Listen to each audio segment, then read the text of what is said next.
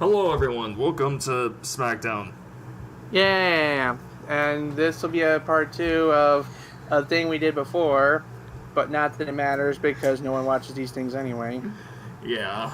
Alrighty, so this is the second part of Fox Animation.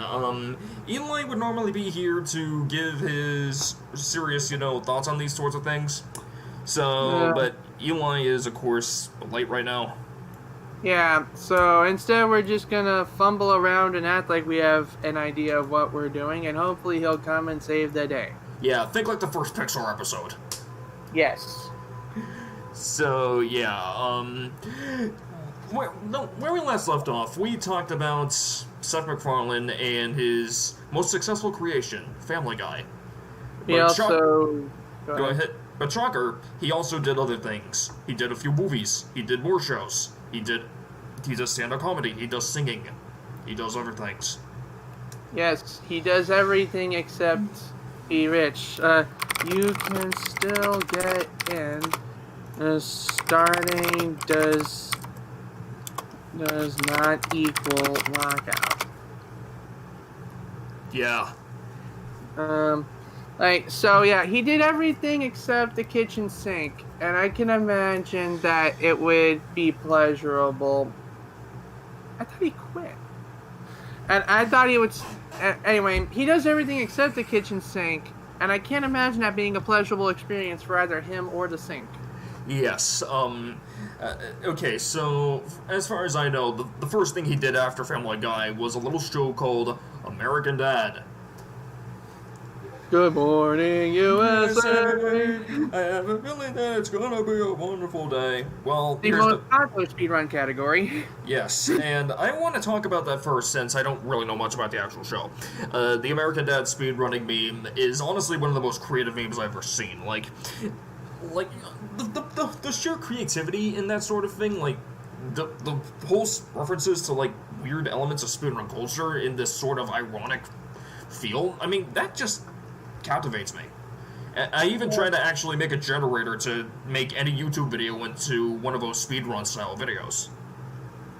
Yeah. While I personally see the humor and entertainment value in such a style, I would not say it's unique because the whole subverting of the culture by putting one type of medium and another type of medium, in this case a TV show, in a video game speedrun, has been done before with other various properties, like for example the Cory in the House top 10 best animes thing.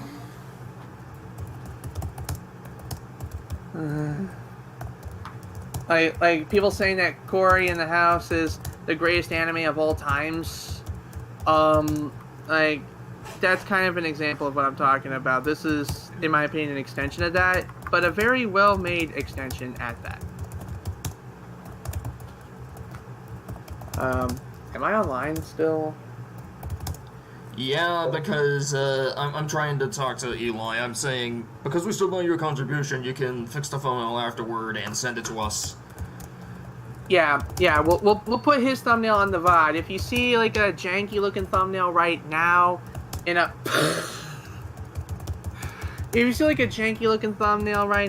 that's a temp thumbnail. Eli's will be better. Yeah. Alright, now we just gotta wait for Eli's response. Yes. So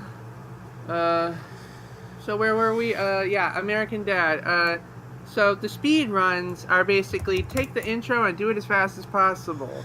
But the rest of the show is, I guess it tries to go for that Family Guy style humor, but instead of going all in on it, they instead go all in on their character traits. Yeah. For example, Stan is a Republican. Of course, I mean, Stan was originally created as this sort of satire on the whole Bush-era conservative type, but here's the thing, that is both very timely and very outdated in the age of Trump. Yes. What else? We have the mom, who is the mom. Yes. and Francine is, I think it's like top 10 greatest bangable, top 10 most bangable MILFs, right? Not really. She's the most bangable lady that Seth MacFarlane ever drew. I mean, Seth MacFarlane's art style is not really that appealing to me at all.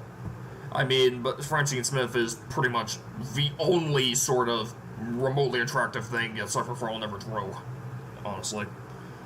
Right. Then you have the daughter who's a hippie, her boyfriend who's also a hippie. And then we have an alien. A gay alien? Yes, the gay alien. The alien is gay. That morning you were saying... Yeah, that sounds like Ticks, actually, now that I think about it. Yes. Yes, Ticks colorized. Yes! Yes. Colorized and remastered in glorious 4K. Yes. Or 8K, even.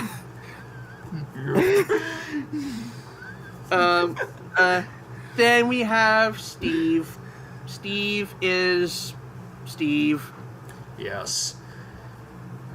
And we have a fish. A talking fish. Because the fish used to be a person, I think. Yes.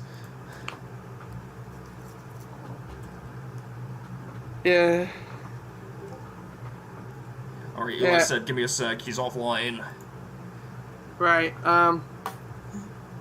so, the thing about the talking fish is that, why is YouTube playing in the background? Is this thing crashed or something? I don't want to watch Daikatana, fuck off.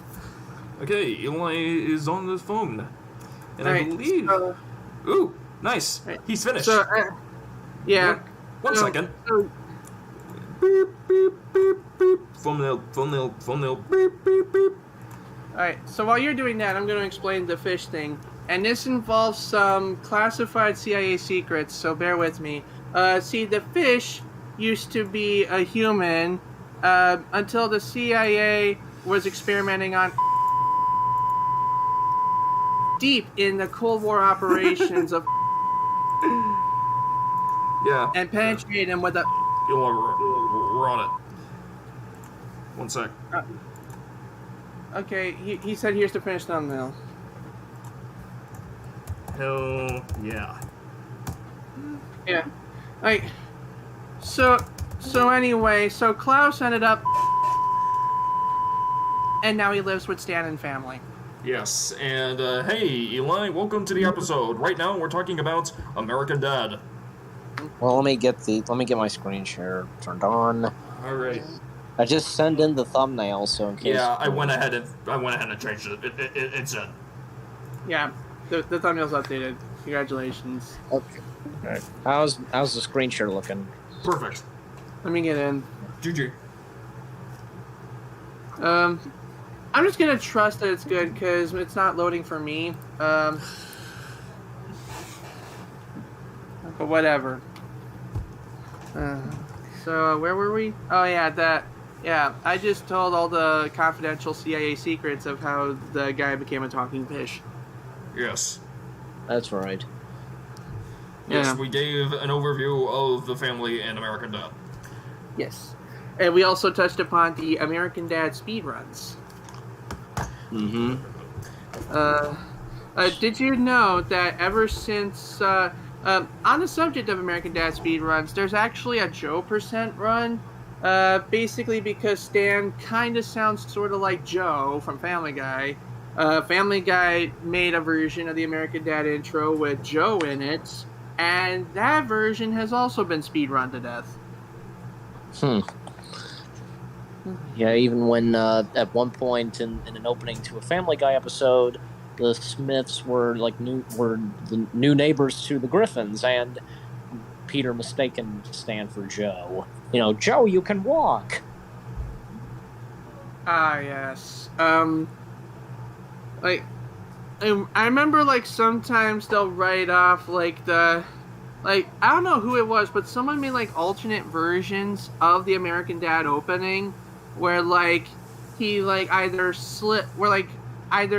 Stan slips and falls and doesn't do the rest of the intro, or there's actually this one official alternate version where when he picks up the newspaper, it actually shows like actual photographs of the alien, and and that actually just jumps right into the plot of the episode.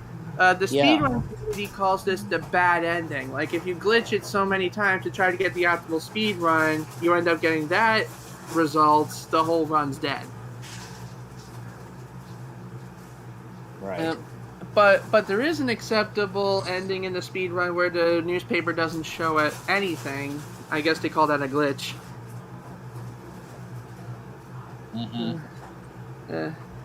What I would have liked to see, though, is a newspaper that resembled the one in the Simpsons Hit and Run video game, where they find a squirrel that looks suspiciously like Abraham Lincoln.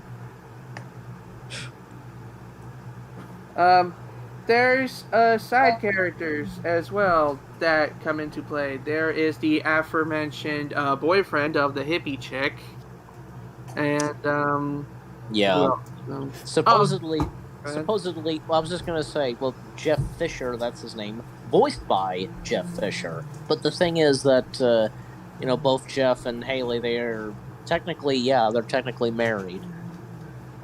Yeah, I forgot about that arc. Anyway, so then at the CIA, there's this douchebag, asshat, fuck nozzle, dick nose wannabe who's somehow even more of a Republican douche-based asshat shit pickle than our lead character Stan. Okay, and who's this again? Like, Stan's boss. Oh, Avery Bullock. I think that's like I think that's how his name is. Well, Avery, or that's his name, I forget. But he was, voiced by the one and only Sir Patrick Stewart. Because because it almost kind of reminds me of, I don't know, because how Adam West became a regular on Family Guy, and for American Dad, it's Patrick Stewart that became a regular, and and besides, like Seth, Star Trek: The Next Generation was one of Seth MacFarlane's favorite shows, and for him to work with those that he grew up watching on TV, to be on his shows, and specifically, of course, Captain Jean-Luc Picard being one of the regulars of American Dad, that's quite something. And not to mention that, because Patrick Stewart and Seth MacFarlane have worked together a couple of times. Like, Patrick Stewart has done voice cameos or whatever, like in some of Seth MacFarlane's films. I think he was the narrator for both Ted 1 and 2, and he had a cameo voice in A Million Ways to Die in the West. And I'm surprised that he has not yet made an appearance in, Seth MacFarlane's current live-action show, The Orville. He should. There's a big opportunity for him to guest star on that. Well, not to mention Jonathan Frakes even directed a handful of episodes. But aside from that, because I think it is cool that Patrick Stewart, his role in American Dad, and he's the boss of Stan Smith, and I think the boss had some funny moments here and there. But anyways, right. The thing about American Dad, what you said about both American Dad and Family Guy having that one celebrity that comes by a lot and voices the character, I don't know if Cinephiles started that trend, but I did notice it also reigning true in a couple of kid shows I used to watch. Back on PBS Kids, there was this Cyber Chase show that had lots of math, and it had two recognizable celebrities in it. The bird was voiced by Gilbert Gottfried, and the bad guy was voiced by Christopher Lloyd. Correct. Yeah. Yeah, so, I don't know if, I can tell it's a popular trend, having at least one really well-known famous person in the show at all times. But I don't know if Seth MacFarlane started it, but it felt like he did. Yeah, probably so. I suppose, but yeah. And not to mention, I don't mean to go off subject of Fox or anything, but just to quickly mention Cyber Chase. You realize that Cyber Chase is celebrating its 20th anniversary. I thought it ended a year ago. Nope, still going on. Even I was kind of at times wondering, is it still going on? And yep, it still is. Well, how? Well, obviously I wouldn't know because, like, it kind of left my PBS stations long ago. Okay, here we go. Hacker's Bright Idea, April 29th, 2022. There's still new stuff? Yep. They got to have changed the cast by now, right? There's no way that's still Christopher Lloyd. No, it's still Christopher Lloyd, and it's still Gilbert Gottfried. And I think the only... Okay, I think the only changes to the characters are probably... I don't know. I want to say the kids. I really don't know. I don't think they were ever really voiced by kids, anyways. At least maybe a couple. I thought they kicked Gilbert Gottfried off a long time ago because Aflac killed Gilbert Gottfried off as the Aflac Duck because of what he said on Twitter one time. Well, that's true, but no, I don't think it happened with him on Cyber Chase and when he would reprise the role of Iago a couple of times, At times, I should say. I do know that last I saw of Gilbert Gottfried, he was on Cameo, and to promote that, he was on the Angry Video Game Nerd as Fred Fox. That's right. Yeah, I was going to mention Angry Video Game Nerd. Yeah, I'm not educated enough for the guy who talks about buffalo shit in his basement. Yeah. Even, you can see James, he's trying not to laugh. And even when they show the blooper, that's when, cut, and of course they laugh. Yeah, it's the same take, and I could tell it was going to be on the blooper reel because Gilbert himself was actually laughing during the line. Right. I guess it was the best take they could get out of him. Mm-hmm. All right. Are we done with American Dad? Well, I haven't really talked about American Dad, even when, I didn't make it when we started, Okay, I just gave an overview of a bunch of the characters. Just keep going from there. Okay. So wait, you already talked about it too, just Yeah, I already did. Already had pretty much everything I had to say. Yeah. He mostly just talked about the speed runs, and I talked about the characters, and you can have whatever's left. Yeah. All right. So, hold on. Again. All right. Looking good? GG. Looking good. Did you what? Looking good. As in good game. Oh, he booed me? As in good game. Oh, okay. Oh, so it's looking good. The screen share. Yep, it is. All right. So what I have to say about American Dad, I mean, I too, because I enjoy American Dad, and I don't know. I've started getting I don't know, because at times I'd watch the shows from both Family Guy and American Dad, and I've started watching them again, and and the American Dad, where do I start off? I'm kind of, for some of us, we were born and grew up, right, even a couple years before American Dad started, because it was around 2005 when it began, if I'm correct, and that was even around the time when, I guess, American Dad was to be the next show that, for Seth MacFarlane, after Fox canceled Family Guy, but when Family Guy was re-aired, it was brought back, I should say.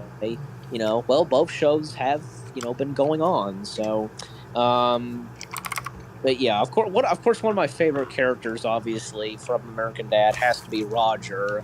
Klaus would be number 2 for me, but Roger, he is hilarious, and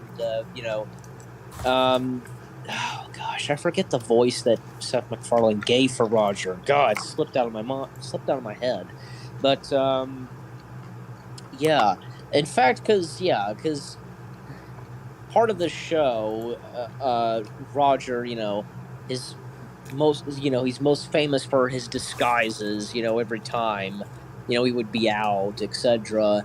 But of course, as we all should know, there was a moment, and it did happen where Jeff Fisher did found out that Roger was an alien, and at one point Roger was gonna go home to his people, on a giant ship, but Roger pushed him into the beam, and that's when we would then later on have this like two-parter, I guess we should say, like of Jeff Fisher in space, and he does a couple of times like try to return home, and it's kind of cool because we do get to see Roger's species finally, but not yet have we seen his home planet.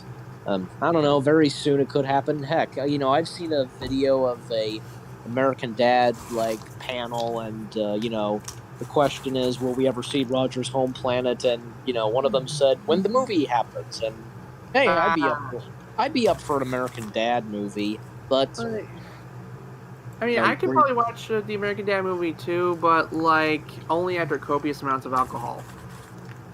Okay. As far as Roger, go ahead. No, you go ahead. Like, as far as Roger's disguises go, it's kind of funny how like every time he puts one on, they just immediately don't know that it's Roger unless they're part of the family, and even then they're tricked. In fact, I think there was this one episode where a chick, and there was and one of Steve's friends fucked her. Well, fucked her. I should put her in quotes. Okay. Thankfully, it was like a stress ball that he like cut a hole in to pretend it was a female organ. But I think the most infamous disguise that he ever had, and I think some of our former members would agree, was Ricky Spanish. Okay. He was that guy that did all the bad things and kept doing the bad things even after Steve tried to improve his reputation. Okay. Well, okay. So anyways, where was I? Oh, yeah. And that's another thing, too, because, I heard you guys saying that, because what you told me, Klaus was human at one point, but, he turned into a fish, like all his brain or whatever was, put into a fish. The details are all CIA top secret classified shit. Right. Other things I can think of, oh gosh, I think this might have been, well, actually, before I get to that, one thing of Roger that I can remember, and, one episode is where, he hires Haley to sing, in his, like, club or whatever that he in the attic, and he then starts falling in love with Haley. Even say like capture, like he shot Haley at first, then captured her. Then when Jeff came in, well, he basically took Jeff's skin. God, so there was that, and then one that might have been recent, like a while back. Oh, gosh, like Roger and Klaus, they become a couple. Yeah. Like that happened. I have several questions. Isn't that what you always say on certain things? Essentially. It's one of his running gags. Yeah, I have another one that's Yu-Gi-Oh related, but we don't do that here. Yeah. Well, I think that. Wait a minute. Like, there's that thing with Roger, that he's a gay alien. The alien's gay. Yeah, and I'm a gay alien. Yeah. I'm trying to. Oh, yeah. And there was. I can't remember the name of the episode, nor can I. Well, it was something to do with Roger. Like, he was trying to, do something to get money from Haley and Jeff. I can't remember, but if you recall, yeah, because trying to get to them, and like he went, nah, to just to annoy them and just to get them on their nerves. That would probably, convince them to give him the money. And basically, he followed them everywhere they went, from I guess Hawaii to the Great Wall of China, etc. But there was that, and oh gosh, and another one on Roger, when he fell in love with this furry alien, voiced by Kim Kardashian. Boy. Yeah. And basically, the alien becomes... Basically, it's the... How do I put this? Okay. Before the end of the episode, because we see how Kim Kardashian was born, I guess, like, that's the best I can describe. Okay, then. Like, it reminds me of, like, the freaking Smosh sketch where there's, like, a crap ton more Kardashians. Yeah. Well, to put it this, after Roger was driving in the car with the furry alien, he jumped out of the car fell, went down from a cliff, fell down on a beach, and it exploded, and then popped out the furry alien, and the fur, came off, the hair of the furry alien came off of her, and that's how, she became Kim Kardashian. Yeah. Another one I'm trying to remember, I guess more on Roger. Maybe I'm trying. I don't know. But there was another, one I can think of, there was an episode where Stan, on the subject of Stan, I think him and his boss, they took, pills, and I don't think it affected his boss, but it affected Stan, Stan transforms into a woman. Oh god, oh god, oh god. Memories. What's that now? You don't want to know, my mind's gone to weird places, because I've seen that clip on YouTube, and fucking, I don't know, just, it's hard for me to talk about, just keep going. Okay. Oh gosh, and another one I could think of Roger. I'm pretty sure this was Roger's doing, but if you guys remember this too, Roger caused Steve to get pregnant. But guys don't have I know that. If you haven't seen the episode, then I can understand. It is confusing. It was confusing enough in Family Guy when Stewie got pregnant. Well, Roger's an alien, so there's that. And there's another episode. This one's kind of understandable, and it makes sense. Roger does hypnotism, with a watch, and it causes Haley to think that she's 6 years old.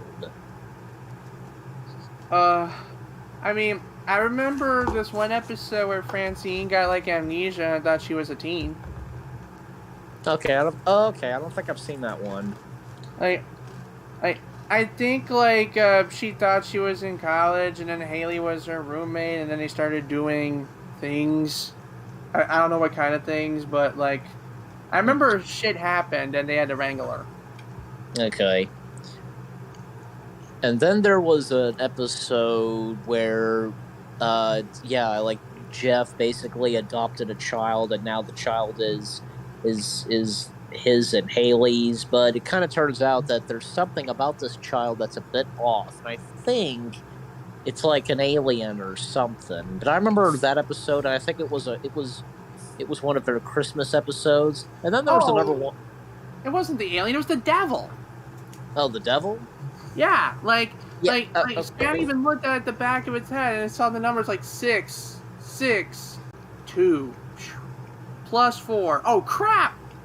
Equals 6. So you get the idea. Yeah. I have not seen that episode in a while, so I forgot about that it was the devil. But I do know another one. Yeah, that's right. Now. It almost slipped out of my head. There was one where supposedly, Steve and Roger thinks it's the ghost of Francine, but it's not, because the ghost looks like Francine and is in a bride dress. If you know about that one. Yeah. Yeah. Yeah. Reminds me of this one other Christmas episode where Stan was visited by Ghost of Christmas Past, And then while he was in the past, he told Kurt Cobain to not do drugs. And then that caused a chain reaction, leading the U.S. to be occupied by Russia. Too soon. Yeah. And then there was one episode that actually tied into Family Guy and the Cleveland Show, and that was we'll go ahead and talk about it. Oh no, we have not talked about Cleveland Show yet. Well, in American Dad, this was actually kind of like, say, part 3, because in order of when the episodes aired. So on the same day, on the same night, like, 3 episodes, like 1 episode of Family Guy, 1 episode of the Cleveland Show, and 1 episode of American Dad kind of tied in together because of a hurricane. And Flozell. What's that? Hurricane Flozell, the first hurricane named after a black chick. Okay, but American Dad was the third part of during the events of the hurricane, and like near the end of the episode, because the aftermath of the hurricane, and Stan comes face to face with Cleveland and Peter Griffin, and just Stan pulls out a gun on Cleveland, then Cleveland does the same, then Peter pulls out 2 guns on Cleveland and Stan. Yeah. Like, I don't even know what the plot of the American Dad one was. I just remembered the plots of the Family Guy and Cleveland Show ones, and they were both, like, equally uncomfortable. Like, in the Family Guy one, Meg finally had enough of being seen as the inferior family member, blew up about everyone's little transgressions, and had enough of being essentially the tackling dummy for their frustrations, leading for the family to start bitching at each other, and then Meg to realize that she should be the tackling dummy for their frustrations to keep the family together, which is not a healthy moral at all, and I hate it. And then Cleveland Show,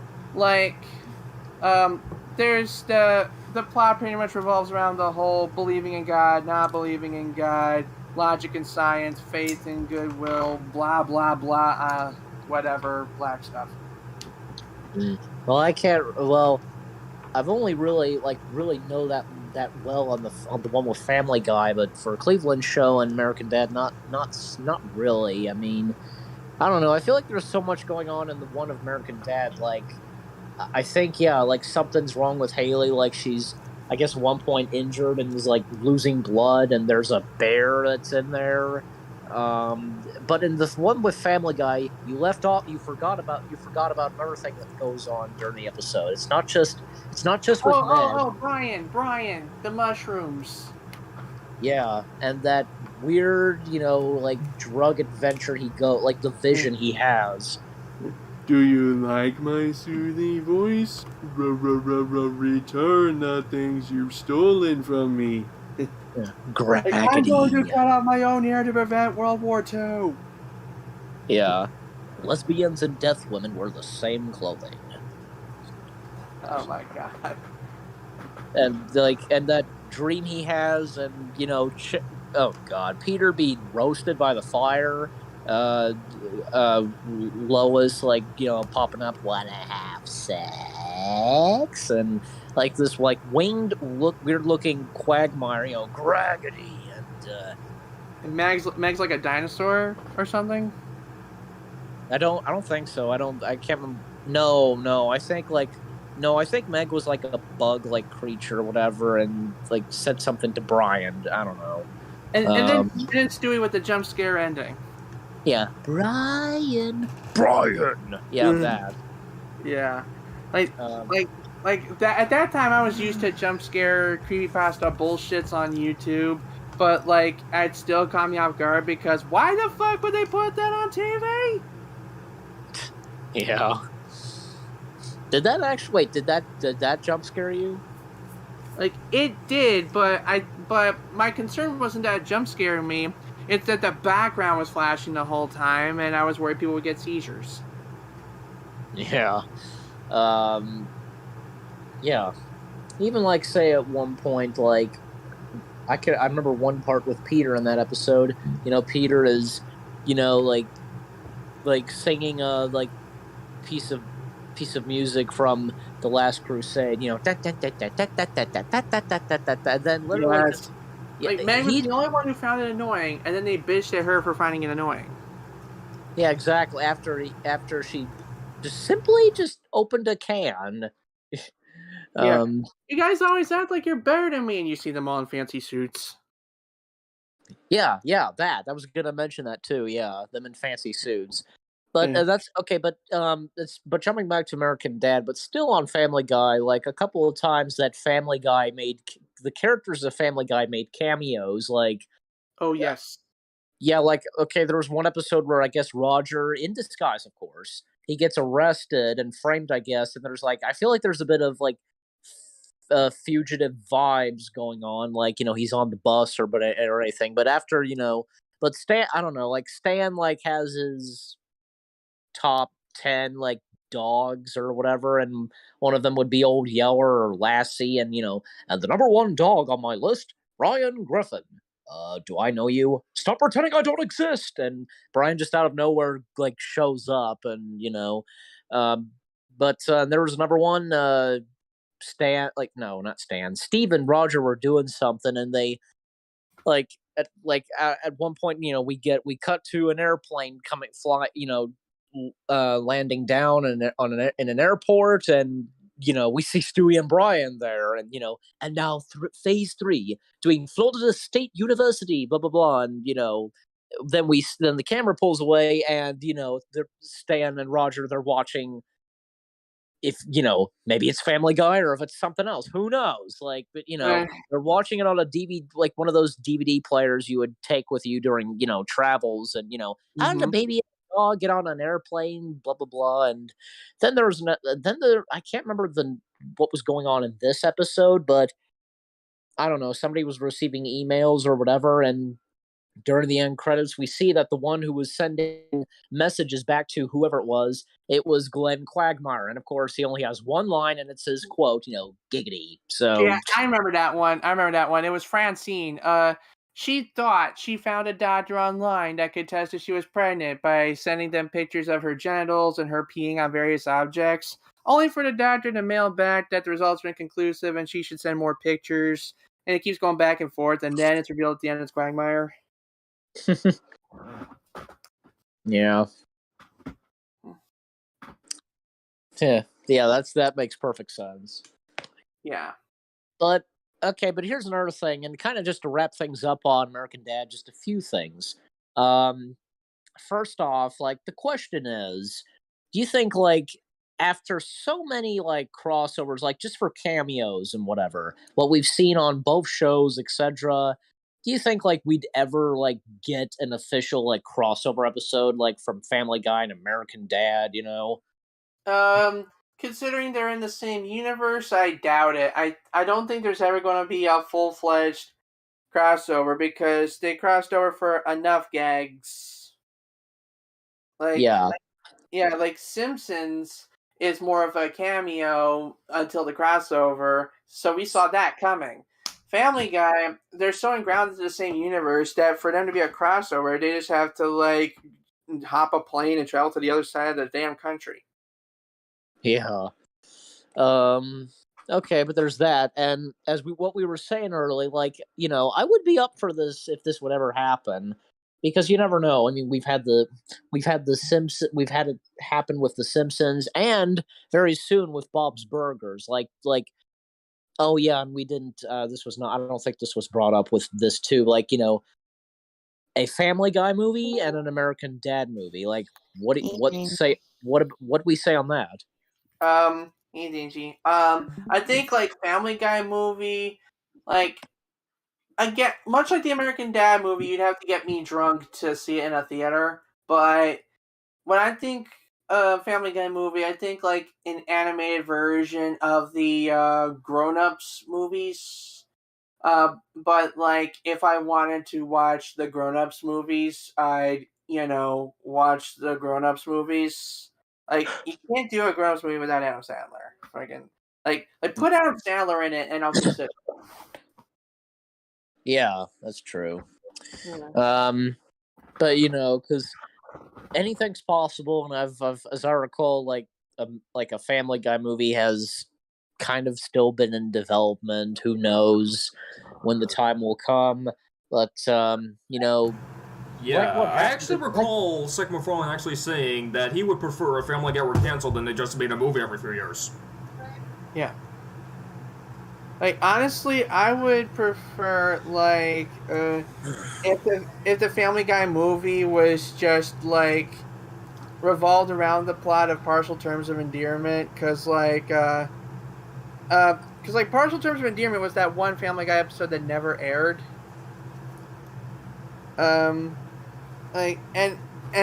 Imagine making a movie around that, like a longer version of that. Or maybe just, or maybe just something about that. Like, you ever seen that episode? Oh, wait, no, you haven't. It's a DVD exclusive. I've not seen that one, no. Yeah, that's because it was a Bond episode. It became a DVD exclusive. Basically, they're at this party, and Lois meets this lesbian chick, and introduces her to Peter, and he likes her because he knows she's not going to steal her. So the lesbian couple asks Lois a huge favor. She can be like a surrogate, you know what a surrogate is? I know what a surrogate is. I probably need to be reminded on that. A surrogate is when you have someone else's baby. Oh, that's yeah, right. basically because they're gay, they can't conceive, and so they have to have Lois have the baby for them. And so, and then at one point the couple dies off screen. So now they're at the debate of if she should continue to have the kid and raise it as one of their own, or if they should get an abortion. And the whole thing is just this controversial, should they, shouldn't they kind of thing. And I think the ending is the stupidest thing I've ever seen, because it's like they sit the kids down and tell them it won't be so bad. It'd be nice to have another little griffin running around, and it'd be a fun and exciting experience. And then Peter just straight looks at the camera and says, "We got the abortion." Okay. Yeah, imagine like that whole thing's 22 minutes. Imagine a 90-minute version of that, or better yet, you see that and then everyone in Family Guy's watching it. They're like, "This is the stupidest thing we've ever seen," and then they argue about whether they should air it or not. That'd be a Family Guy movie I'd see. Yeah, but that episode. That's a DVD exclusive. Yeah. Okay. Maybe I have. I'm not sure if I have. Whether on streaming or anything like that. Well, probably not. But yeah. I'll see if I can find a production code to see what season it's in. But I remember it got its own DVD. Okay. Family. Okay. Terms of Endearment. It is part of season 8. It was actually the season 8 finale. Ah. Okay.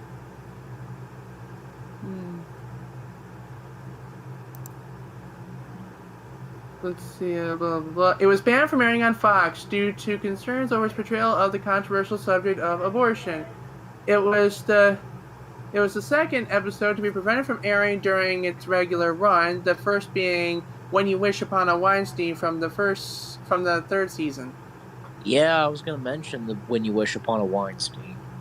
Yeah, and unlike Wish Upon a Weinstein, which eventually got aired thanks to Adult Swim respected Fox's wishes and didn't air Partial Terms of Endearment at all.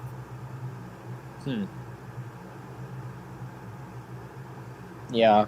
Actually, I think when I checked this on IMDb, When You Wish Upon a Weinstein was, before that aired, I guess Family Guy was canceled at that point, but it somewhat came back for just a little bit, for a little while with When You Wish Upon a Weinstein, until a little bit later on, Family Guy did officially come back. Because I think I'm correct on that. Right. Wait a minute. According to this, the Partial Terms of Endearment episode actually did get a TV air date on British television. But not in the U.S. Yeah, in the U.S. it was DVD exclusive. Okay. Okay, we are getting way off topic. So, yeah, American Dad, love it or hate it. If you hate it, you're a terrorist. What's next? Alright, Yeah. either cavalcade a cartoon comedy if we really want to cover everything, or Cleveland Show. I guess we're covering Cleveland Show. Alright. Well, yeah. My name is Cleveland Brown, and I am brown. Yeah, if you guys want to talk about Cavalcade, go ahead, but I don't really want any part of it. I don't even know what Cavalcade is.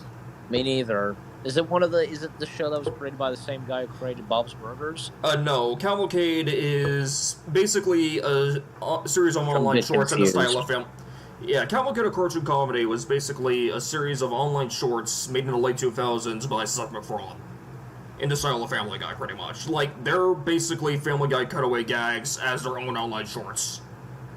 Oh, Wait, okay. Is that any different from Animation Domination? Not really, except older and...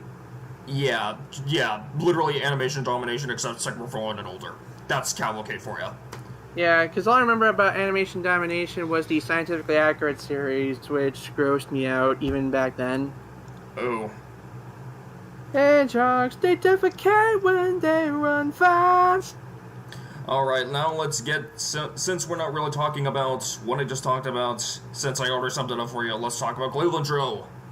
Yes. It was actually a thing that carried off from... I guess in the start, Cleveland wanted to show his kid his old hometown where he grew up. And and the thing that finally sparked him to move was when he became a victim of yet another one of Peter's gags. You know, something goes wrong, Cleveland's house gets bashed up, and you see the bathtub falling. No. Yeah. Yeah.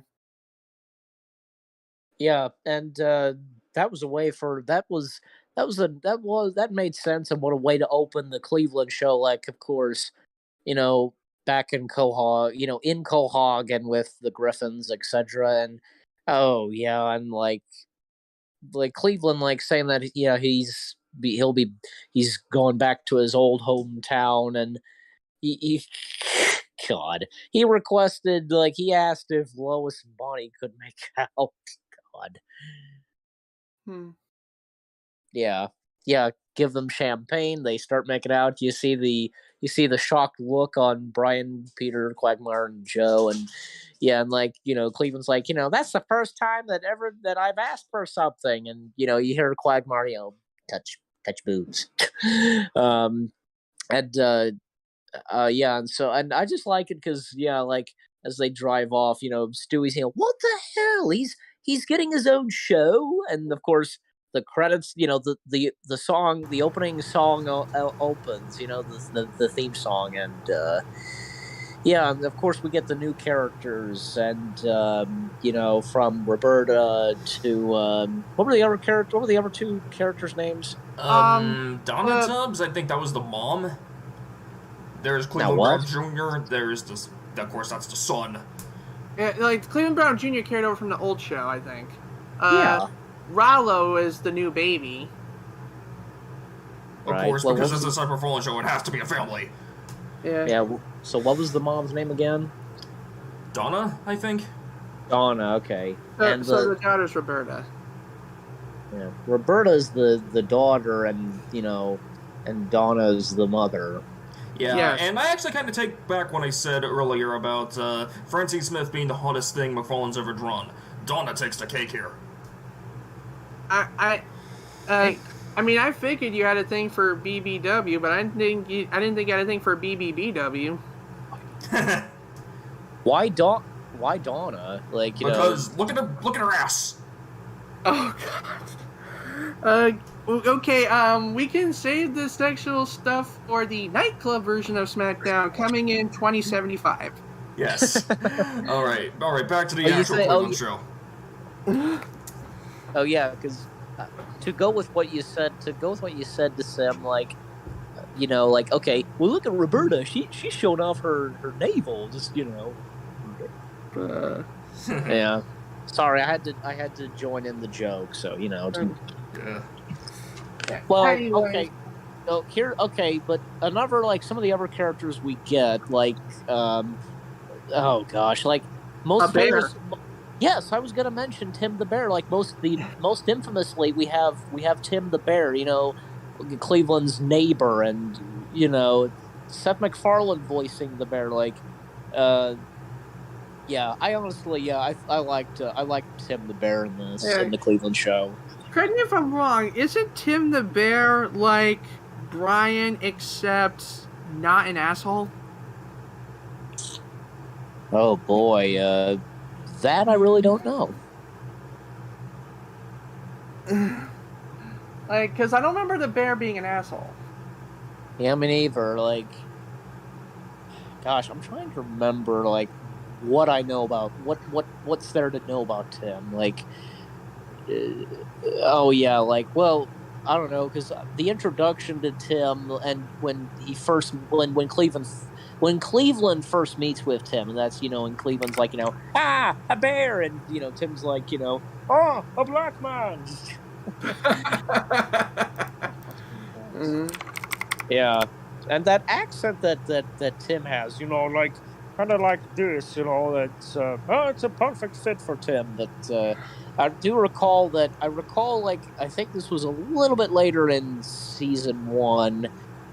Oh gosh, like, I think, because I don't know how this starts. Like, well, there's a couple of times where, you know, we'd see, and I guess, to put it at this, like, Tim and his wife, they're having sex. Like, I think they're having sex, like, at a right out where at the Lincoln Memorial, I want to say. Like, that's what I can remember.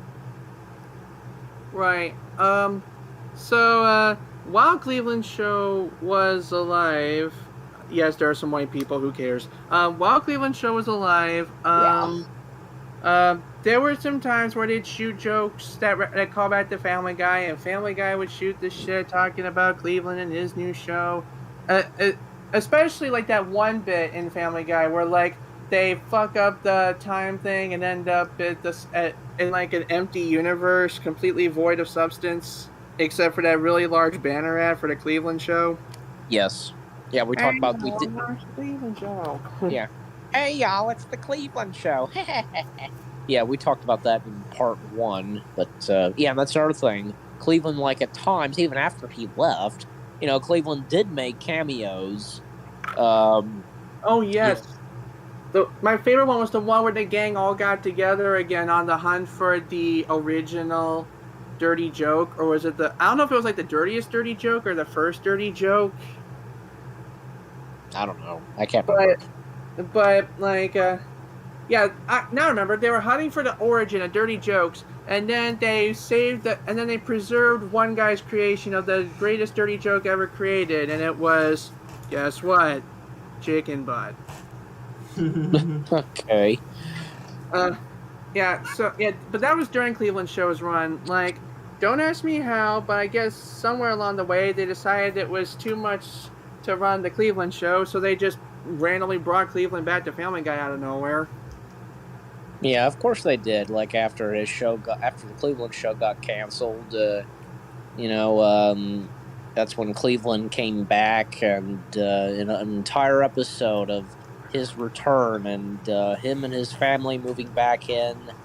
But also, like, trying to remember, like, yeah, even a couple of times on the Cleveland Show, like, the Family Guy characters making cameos, including one where Cleveland Jr. comes face to face with one dog who absolutely looks like Brian, but it's not Brian, you know, and he says, you know, I know, I get that a lot, but I'm not him. And he does pull out a cigar and the drink that Brian would have. And yet the difference is, well, this dog is the same kind of breed dog as Brian. He's got a blue collar. Oh, so that takes me back when Brian would have, like, gay relatives. Yeah, I mean, I know. Of course, we know one. He's got. Is that the one? Is he the one with the earring? I don't know, but I do know like Brian made fun of him like other gays by saying that their preferred dancing music is just Yeah, Why you stop? yeah. Anyway, um, Um, yeah, and I was about to say because I think like when it came to maybe season three, but especially season four, like Seth MacFarlane wasn't voicing Tim, anymore. At least occasional times. Well, and that's up at that point. Seth MacFarlane, he was at that point, busy with movies like at that point, Ted and you know A Million Ways to Die in the West, and he didn't have time. He was unavailable to voice Tim, and Jess Harnell like stepped in like voicing Tim the Bear. But there was one episode I think of season four where Seth did voice Tim, but that was it. And yeah, even Tim the Bear made a couple of cameos, like I think, yeah, in Family Guy, like most notably like in the uh It's a Trap, Family Guy's Return of the Jedi parody, and Tim was Wicked the Ewok. In fact, the bears were Ewoks. Uh, mhm. yeah. And Mike, what's his last name? Who was the original voice of Cleveland? I forget. Well, you know who I'm talking about. Like, well, Let this me guess. makes He stepped down saying, "I don't want to voice Cleveland anymore because black characters should only be voiced by black people." well, this was way after the Cleveland show ended. But I was going to mention him. Mike voice would not only voice Cleveland on the Cleveland show, but this made sense too. Like, well, because we would get cameos of Family Guy characters. Well, we would get cameos of the characters he's voiced. From Herbert the pervert and what's his face. With this kind of voice, like if you know what I'm talking about. Herbert the pervert. No, I already said Herbert the pervert. Like there was another one who had a mustache and you know, uh, Is that that? uh, Is that the Nazi guy? well, again, like I demonstrated his voice. Like, oh, it's this voice. Like he Oh, talks like I this. remember that. It's those guys. I forgot their names, but I'm like I know, like that shit. Yeah, yeah, he makes that character he voices. Like, there's more than just one. Yes. That I didn't realize. They're usually in pairs. Okay, well, Um, one of them okay, makes a cameo in the Cleveland show. I do know that. makes sense. Yeah. Well, and since they are voiced by like that character and those characters and Herbert the pervert, they are voiced by Mike. So. But yeah. So, and another thing is like, yeah, I mean, after Cleveland show ended, like again, like when Cleveland moved back in, we still, his family moved back in as well. But I don't know. I even saw this was not too long ago because I saw a video of this where um you know um I guess like the title of the video is Cleveland's parents, how Cleveland's parents slowly disappeared from Family Guy. Like we got some appearances of Donna, but I don't know like the Like whereabouts of not Cleveland's Cleveland's parents, family. I Cleveland's don't. family. What's that?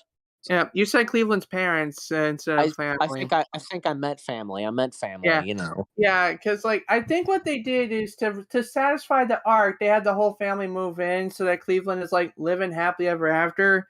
But since Family Guy doesn't really give a shit about characters that aren't Cleveland, they just kind of chuck them to the wayside. Okay. There was one moment of the Cleveland show I'll never forget. It's when Rallo and his friends was doing like a rap or something. Like Yeah. to kind of bring back their bad boy reputation, they did a rap that was like really nasty, and and to tell you how nasty it is before I play this, it's so nasty that it's bleeped even on the DVD release. The DVD release is usually uncensored, but this song is still bleeped.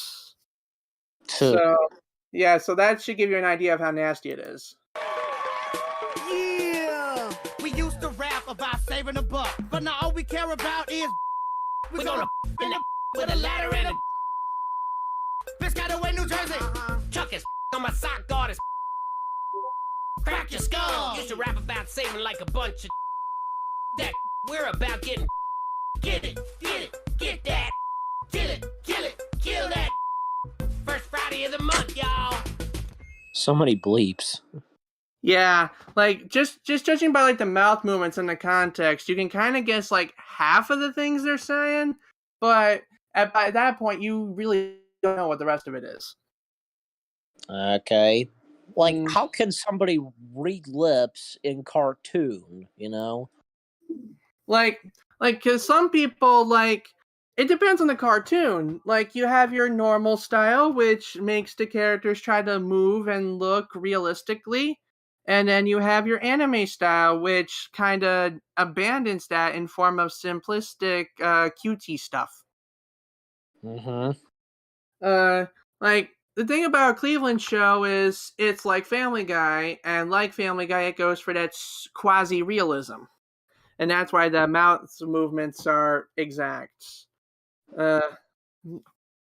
So, yes, they probably did have lines, and the animator was told to sync it up to those lines, but they were told, like, they can't use them, so they had to bleep it. And then by the time it got to the DVD, they probably still had to bleep it because of some personal objections. Yeah. But, I can't really think of what else to say on the Cleveland show, but I think we're about done there, I guess. All right, what's next? Wait a minute. Bob's Burgers? Bob's Burgers is about Bob, and he makes burgers. Fun fact that the creator of this series also worked on Sundry and Craig. Oh, that's cool. Yeah, I recognize the animation style. I didn't know if they were the same, though. Oh, that's the show with the boy and the snake on Nickelodeon. Yes. And another fun fact about Bob's Burgers, the guy that voices Bob in Bob's Burgers is also the guy that voices Sterling Archer in Archer. Yes, and he voiced a character in he also voices a character in Family Guy who's at a gas station and would be Yoda in the Family Guy Star Wars specials. Yeah. Where was I? What's actually funny is that they actually called back to it in Archer. Like, there's this part where Archer gets knocked out and has amnesia. He wakes up in Bob's Burgers thinking he's Bob, and and he doesn't even realize that he ain't where he's supposed to be until the burger joint gets swarmed by bad guys, and he suddenly knows how to kick their asses. Uh-huh. Yeah. Anyway, so yes, the guy's name is Bob, his wife's name is Linda, and they have 3 children, one of whom is autistic. Oh my god, I don't know why I feel a connection to this. Yeah. Well, which one is it? Which one's the autistic one? Tina, I think. Okay, and which one's Tina? The one with the blue shirt.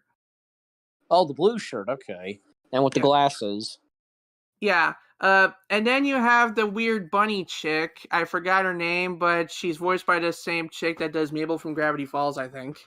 Yep, and the Trixie and the Toy Story franchise, and very good at doing voice work. Yeah. Did you mention that she voiced Mabel in Gravity Falls yet? Yes, I just did. Yeah. Oh, I wasn't really paying attention. Grappling hook. Yay! Grappling hook. Yeah. And what about the third kid? I forgot his name. But he's my favorite little ball of energy. I like how he just dresses up like a burger and makes chaos. Yeah, it's kind of funny and ironic that I think from the wife and a couple of the kids, they sound like they're. Wait a minute. The 3 kids, they're all 3 of them. They're girls. No. One of them's a guy. The Okay, kid dressed up as a hamburger is a guy. 2 daughters and 1 son, but I feel like one of the daughters, well, not the autistic one and the wife. I'll go ahead and say it like because they sound like men. I mean, maybe they're trying to buck the traditional gender roles. Like, not every girl has to sound like a pretty princess. Nah. Sometimes a woman, I guess, could have kind of a deep voice. Yeah, I mean, hell, Miss Piggy from the Muppets was voiced by a man. Yep, Frank Oz. So. Kissy. Kirby. Yeah, but they're okay. But yeah, and is there anything else to say on like the other characters in Bob's Burgers? Let's see. The rest of the characters are mostly forgettable, but but the main characters do kind of hit home with me because those 3 kids pretty much exemplify the traits I had at like random points in my life or just kids I knew. And the mom sounds really familiar, especially the way she's like, "Mommy doesn't get drunk; she just has fun." Yeah. It sounded way too familiar. What the fuck? It sounded way too familiar to me, and reasons that I do not wish to go into. Holy crap! Is there a problem? Nothing. I just got a message from Xbox, and I want to see if they're telling the truth here. Right. Well, I guess. Wait a minute. Is there anything else you want to say on Bob's Burgers, like the characters or anything else, Michael? I'm trying to think. It's like Bob and Linda kind of remind me of my own parents. They're both their own forms of crazy, but they both have had experiences. They're both like down to earth people, and they both get the real world even if they act like they don't. Like, Yeah. cause like Bob's always a little behind in the times and doesn't really understand the children, whereas the mother, let's see, sometimes shit gets to her and she just has to get drunk. Mommy doesn't get drunk; she just has fun. Sure. Yeah. Okay. So, anything else? In conclusion, if you want a show about a burger shop that makes sense and makes its own quirky moments instead of just pulling shit out its ass, I recommend it. Okay. Yeah. So I guess we're the only 2 that have to say something on Bob's Burgers, but yeah, my turn. Well, honestly, like, I have things to say on Bob's Burgers, but not fully. Like, I haven't really watched. I know I have. I know I've watched Bob's Burgers at one point. Like, I think if it's still on there, I don't know. Like, there was a brief time when Bob's Burgers was on Netflix, and if it still is, so maybe I've watched a little bit of Bob's Burgers again. I know I have I know at some point I did, and I probably am. I'm probably gonna have to give it a watch again. Oh gosh, how many seasons are there currently of Bob's Burgers? I don't know. I think it was on Hulu at one point. And it's not there anymore? Like, I don't know if it is, but it wouldn't surprise me if it was, because Hulu is technically owned by Fox. Yeah, that's right. And yeah, Hulu being associated with Fox and, and so on. But yeah, because from Bob's Burgers to Family Guy and The Simpsons, Futurama, all of the shows that we've been talking about of Fox Animation. But okay, yeah. So yeah, at some point I need to give Bob's Burgers a rewatch, and especially since later this year, in fact, not too long from now, we'll be getting the Bob's Burgers movie, and this almost like I've seen the trailers and I've reacted to them like on the Little Blue channel. In fact, I did react to the latest one. It'll be coming out soon, scheduled, that is. It's almost the Bob's Burgers movie, to be honest, and to put it at this, it's almost kind of reminding me of like with the Simpsons movie, because if you look at the Simpsons movie and the Bob's Burgers movie, I don't know, they share a resemblance. Like for one thing, something out of nowhere happens. Like when you look at the Simpsons movie, well, like they have a giant like dome, like a giant dome is put around Springfield and stuff like that. Like chaos happens, and it feels like for the Bob's Burgers movie, something chaotic is going to happen. Like like I think the restaurant that Bob and his family run, like it's about like something bad's happening to it, and it seems like there's going to be more going on in the movie because I don't know, just from watching the trailers, like it almost gives me that same feel like what the Simpsons movie had. But that's me talking. That's what I think. And until the Bob's Burgers movie comes out, I know it's not gonna be like the restaurant being destroyed and then reopened, because essentially the premise of the opening sequence, like they have their grand opening, something goes wrong. They had their grand reopening, something else goes wrong. They have their grand reopening, something else goes wrong, and then the series starts with their grand reopening. Okay. Yeah, but as I recall, Bob's Burgers had its last episode for now. Like it had its series finale. It had its series finale, and very soon, of course, we're going to get the movie, and then the series will continue later this year after the movie. So very similar, of course, with the Simpsons movie. In fact, I did watch, because watching The Simpsons, like watching the last episode at that time before the Simpsons movie came out.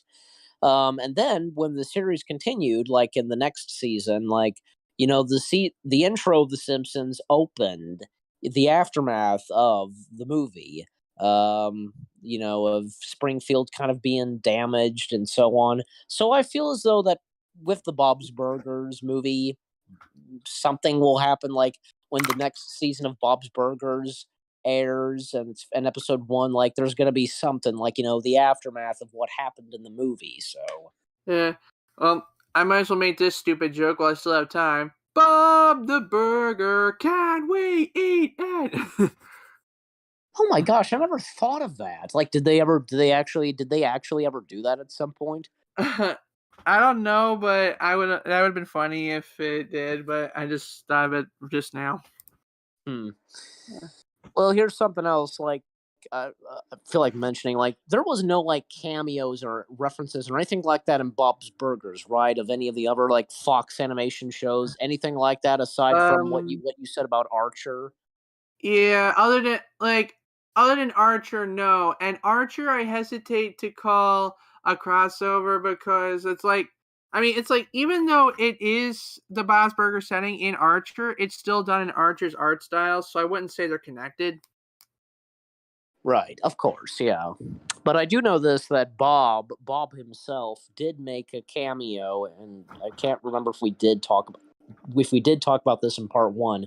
Bob did make a cameo in the Simpsons / Family Guy crossover. He's in the plane with Homer and Peter. Yeah, I don't really think about that crossover because not much happens. Like, literally, they just meet each other, and it's just some fun shenanigans, and then there's a big fight a la Peter versus Giant Chicken, except instead of Giant Chicken, it's Homer, because Pawtucket Ale is a rebranded Duff. Yeah. I mean, what do you think people were expecting for this Family Guy and Simpsons crossover? I think they were expecting the world to blow up. Okay. Because that's what happens in the bad ending of Family Guy Bats in the Multiverse. You die on the final boss, the world blows up, and you see Peter look at the camera. You lose. Okay, but what about don't you think that, say, to go back very, way back. Oh yeah, like don't you think that the Simpsorama the crossover with Futurama and the Simpsons, like that did well? I've never seen it, but I can like see how much of a positive response it got from fans, because it wasn't really anything special. It just came out of nowhere. It was a once in a lifetime thing, and it made sense. Yeah, I mean, because Futurama had like references and cameo stuff of Futurama, like they made their way into The Simpsons, of course. In fact, Bender interacting with Homer and Bart, and it was in an episode of The Simpsons, like in its early seasons, like in the early 2000s. Yeah. What's that? It was like future Homer and Bart. Yeah, exactly.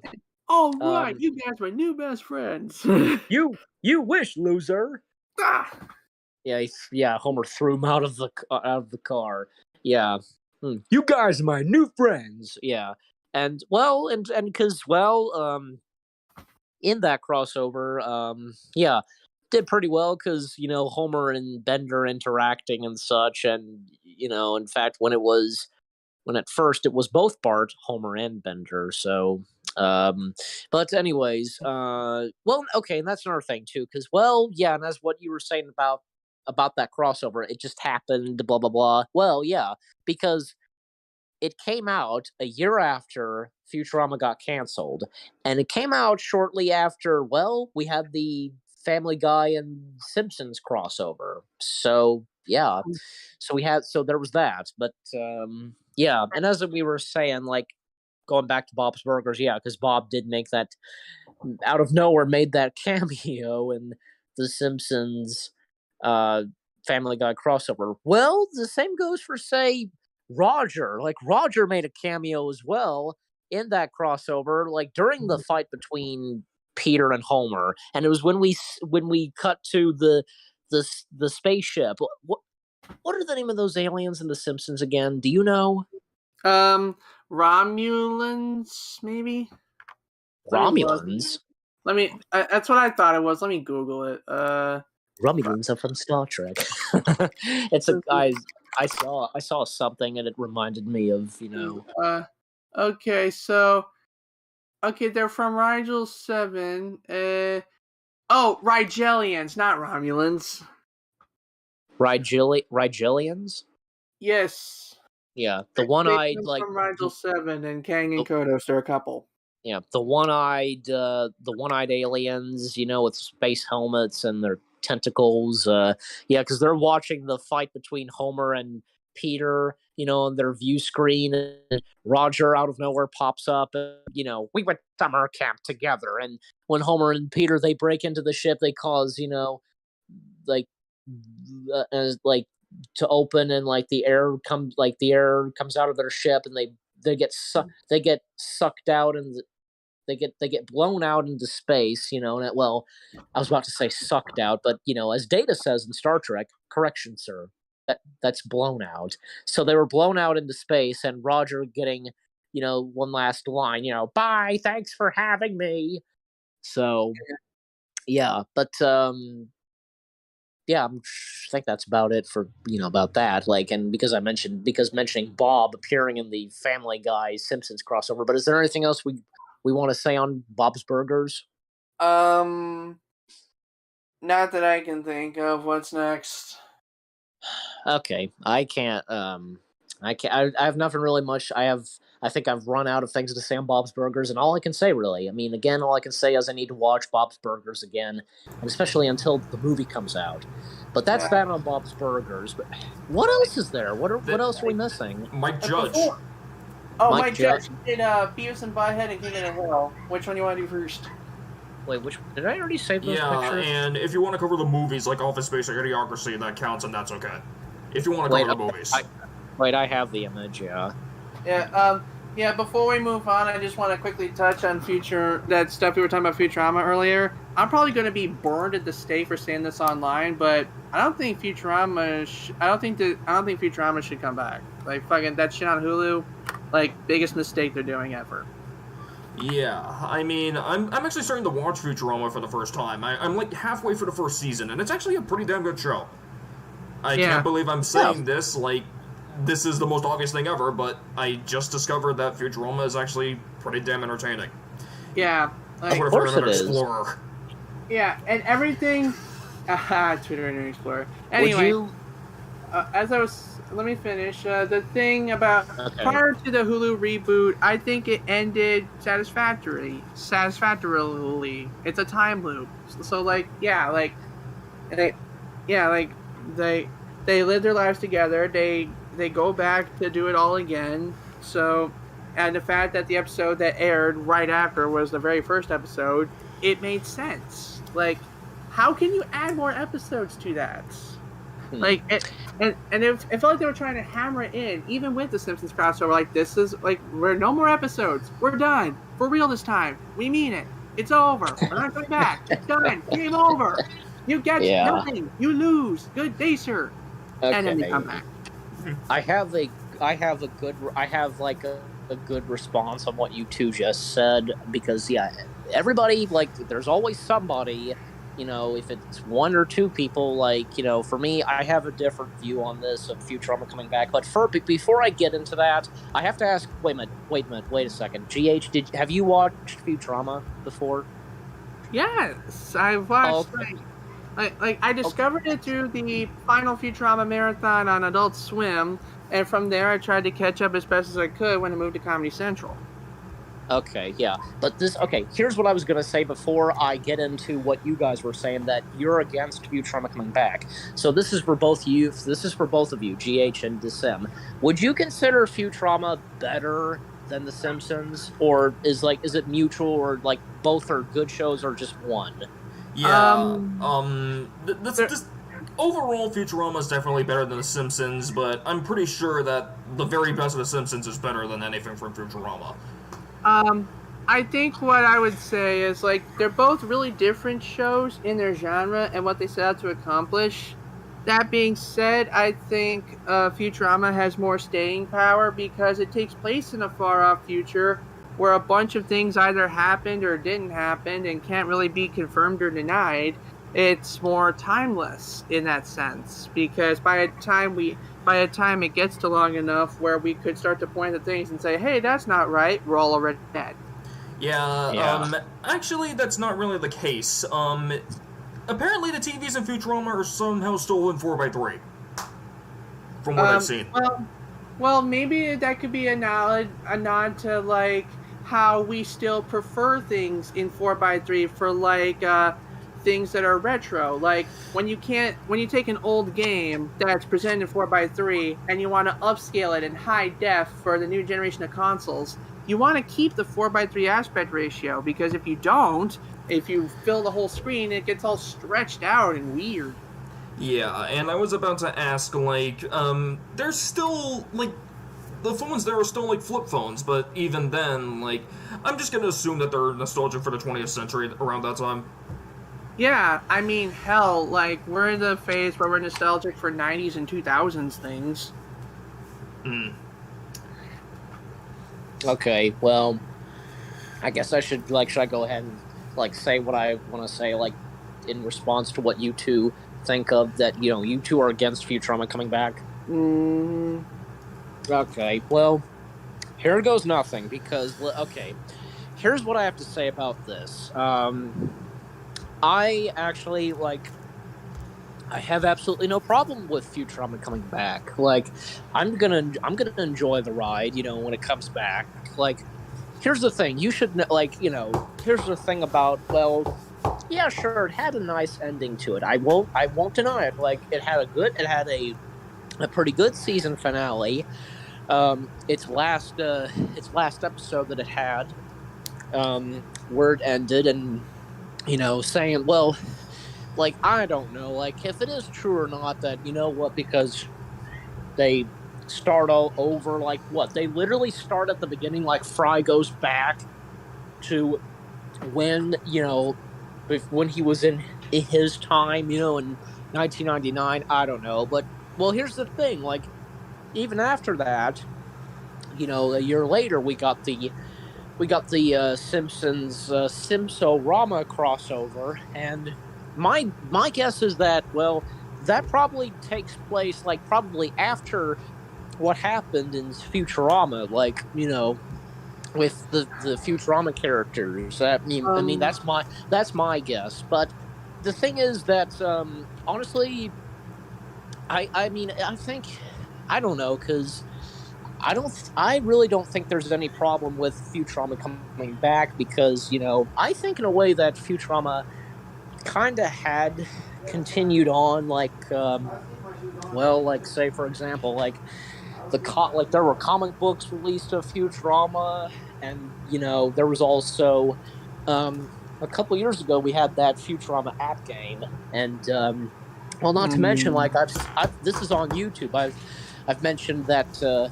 I've mentioned this. It's called Fanorama, and honestly, that feels like it could be canon to Futurama. I don't know, but you know, with of course, Matt Groening being involved in Futurama, obviously, and, you know, with the return of Futurama, like, as long as he's involved, and because that we were saying that, you know, in part one, that, you know, Matt Groening would, you know, would every so often, like maybe in a couple of years, would like revive Futurama and bring it to another network, you know, like that goes with, you know, from at first being on, you know, with Fox, and then it would move its way to Comedy Central when it would get revived, and now with it being revived, coming straight to Hulu. So, you know, that's like, the best I can put it. But if you were about to say something, GH, yeah. I'm gonna shut down that part you said about Simsorama, because two reasons. Number one, you want to argue its place in the timeline, like it could be anywhere, because as far as I know, all they reference is something happening in The Simpsons that drastically ruins the future for everyone. It doesn't reference any particular event in the Futurama series to establish its place in the timeline, such as to be within the season's runs or after the time reset. And even then, I would still argue Simsorama as an invalid point, because Simsorama, as you said, is a crossover, and typically crossovers are not canon. Like they are episodes that are released, but they're not canon in terms of like events in a timeline. Well, I mean, I said this clearly, that, you know, about Simpsons-orama, you know, where it takes place, and with the Futurama characters. I said that it's my guess. That's my guess. Like, I can't be official or anything like that. I don't want to sound official on this, but it's just my guess. Like, right. I don't know. And as far as nobody knows. As far as the app game goes, EA's efforts are not canon to anything, because all EA wants to do is make money, and they don't care about anything. Well, here's what I was gonna say. You interrupted me on this. After the crossover, in one episode later on, probably it was in, you know, during the same season when the Simpsons Futurama crossover happened. You know, this stream still happening? Yes, it is. Yes. Okay, Yeah. so I guess I'm just gonna hear what Eli is saying about the Simpsons, but I don't have nothing to say about like we're talking about anime. We're talking about Futurama right here. Yeah, Well, Futurama. The only thing I know about Futurama is that it used to be on Fox, but it got canceled because of, I don't know. Yeah. And later it got revived on Comedy Central. You know the story. Mm-hmm. Like right now, we're having the impromptu debate of should the Hulu revival even happen. Eli is crying, stamping his feet, saying yes, and me and DSim are firmly saying no. Yeah, I mean, like, Tonio, do you have any, like, what are your thoughts on Futurama coming back? I don't know. It feels kind of weird again. I don't know. I don't know. Like, with you know, Matt Groening also still has this other show, you know, that he's still focusing on, you know, Simpsons and Disenchantment. Yeah, it's other shows. It's kind of weird. I'm like, he's kind of pointing the Butch Hartman, you know, route when it comes to having to deal with the same shows you created, make them be on the air at the same fucking time. Mm-hmm. Well, the same goes for Seth MacFarlane, because there was a brief period of time when he had both Family Guy, American Dad, and Cleveland Show airing at the same time, But as of now, it's cut back. It's now just Family Guy and American Dad, just two shows now. Yeah. In that essence, I'd be okay with Futurama coming back if you'd be okay with the Cleveland Show being a thing again. I don't know. I wouldn't care. I wouldn't care if Cleveland Show would come back. I don't know. The Cleveland Show wasn't really everyone's favorite cup of tea. It was just that show that was just a spin-off. It was just that spin-off you just saw. Yeah. It was just and why spin-off. that character? I don't know. Yeah. It could have been Quagmire, but nah, they picked Cleveland because we don't want a show about sex. Yeah, we don't want a show about someone who's just addicted to sex. Yes. Yeah, I think because good thing it was Cleveland and it was not Quagmire, but I don't. Yeah, it was a weird. I don't know. Cleveland is an interesting character, I think but him having his own show. Cleveland Show did it. The Cleveland Show. But I was about to say Cleveland because I forgot to mention this. Because we were not talking about Quagmire. Well, now that we are, because it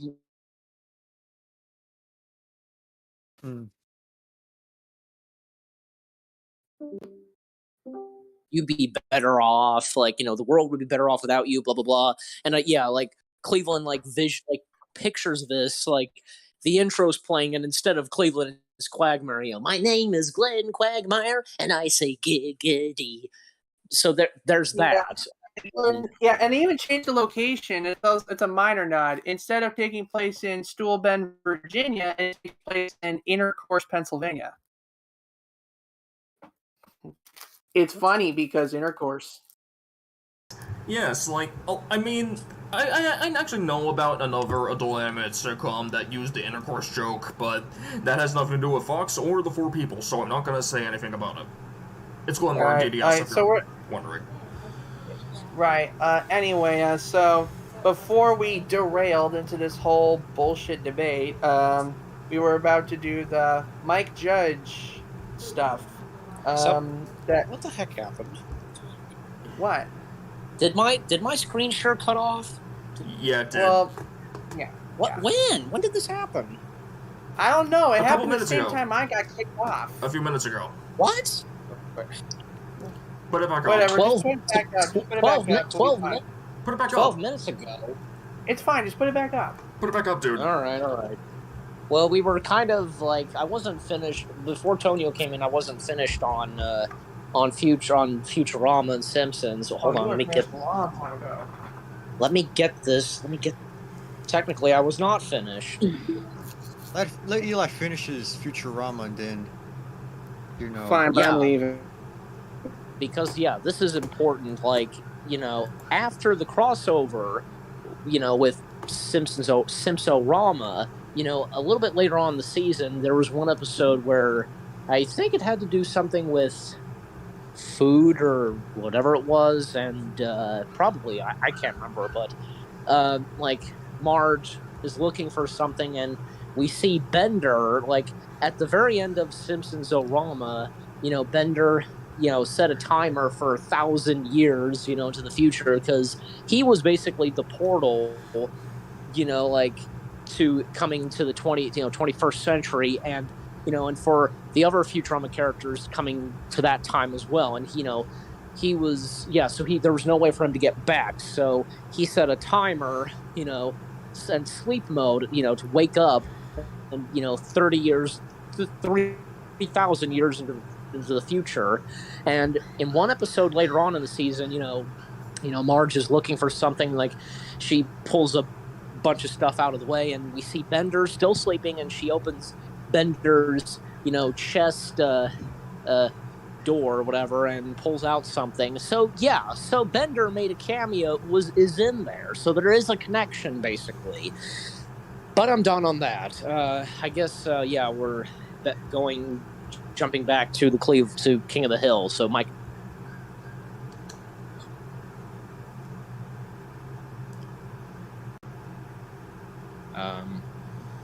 We talk. Okay, we're gonna talk about Mike Judge. Mike Judge now. Yeah, we're gonna. Yeah, go ahead and talk about Mike Judge. If you guys there was quietness for a couple of seconds. I was wondering what the heck's going on. Like, yeah, we're like that. I walked out because I was sick of the Futurama bullshit. Yeah, so guys, this is gonna be about Mike Judge. You can go ahead and talk about King of the Hill, Beavis and Butthead, pretty much anything that Mike Judge made. Like, the movies count, Office Space counts, Idiocracy counts, pretty much anything made by Mike Judge counts. So if you want to say anything about those, say it here. Okay, I think we should start with King of the Hill because that's something everybody knows. Mm-hmm. Of course. Right, King of the Hill. How do I explain it? It's like for all the shows that try to convey realism in an animated medium, I'd say King of the Hill is about as realistic as you could get in that medium. Mm-hmm. Because, like, things do happen in that show that do happen to real people, and there's different people in different circumstances, and different people react differently. So, let's start with the family. There's Hank, who is the guy that works. His wife is Peggy, who thinks she knows Spanish. Their son, Bobby. And their adults, their older sister, who's a legal adult at this point, Luann. They have the grandpa. Yeah. Yeah. You mean Peggy's niece, Luann? Sure. Yeah, it's actually Peggy's sister's daughter, but yeah, it's the Hills' niece, because apparently Luann's parents, I don't know where the hell they've been, Yeah. All right. So then there's Hank's friends. You have the guy that kills bugs and wears the glasses. Forgot his name. Dale. Dale. Okay. Then there's Bill. He's Bill. There's Boomhauer. Yes, and he talks weird. He talks funny, and I like it. Boomhauer. Dang old man, that Boomhauer don't talk by that dang old man Boomhauer has that weird way of talking and stuff. Yeah. So okay. Anyway, it's hard to talk about the show in general because it goes by realism, so everything is its own self-contained thing, and with very few exceptions, if any, nothing's connected to each other. One episode that stood out to me as one that I would remember for the longest time was this episode where I think Hank was trying to fix something. He couldn't fix it himself.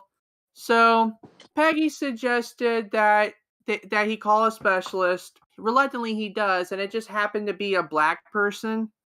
The dog bit him, and then it started a whole thing about, oh, is Hank racist? Did he train his dog to do that?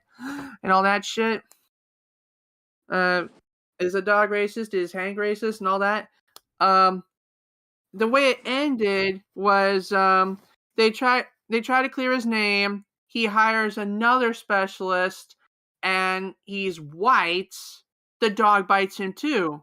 Turns out he's not racist. He just hates having people help him with things.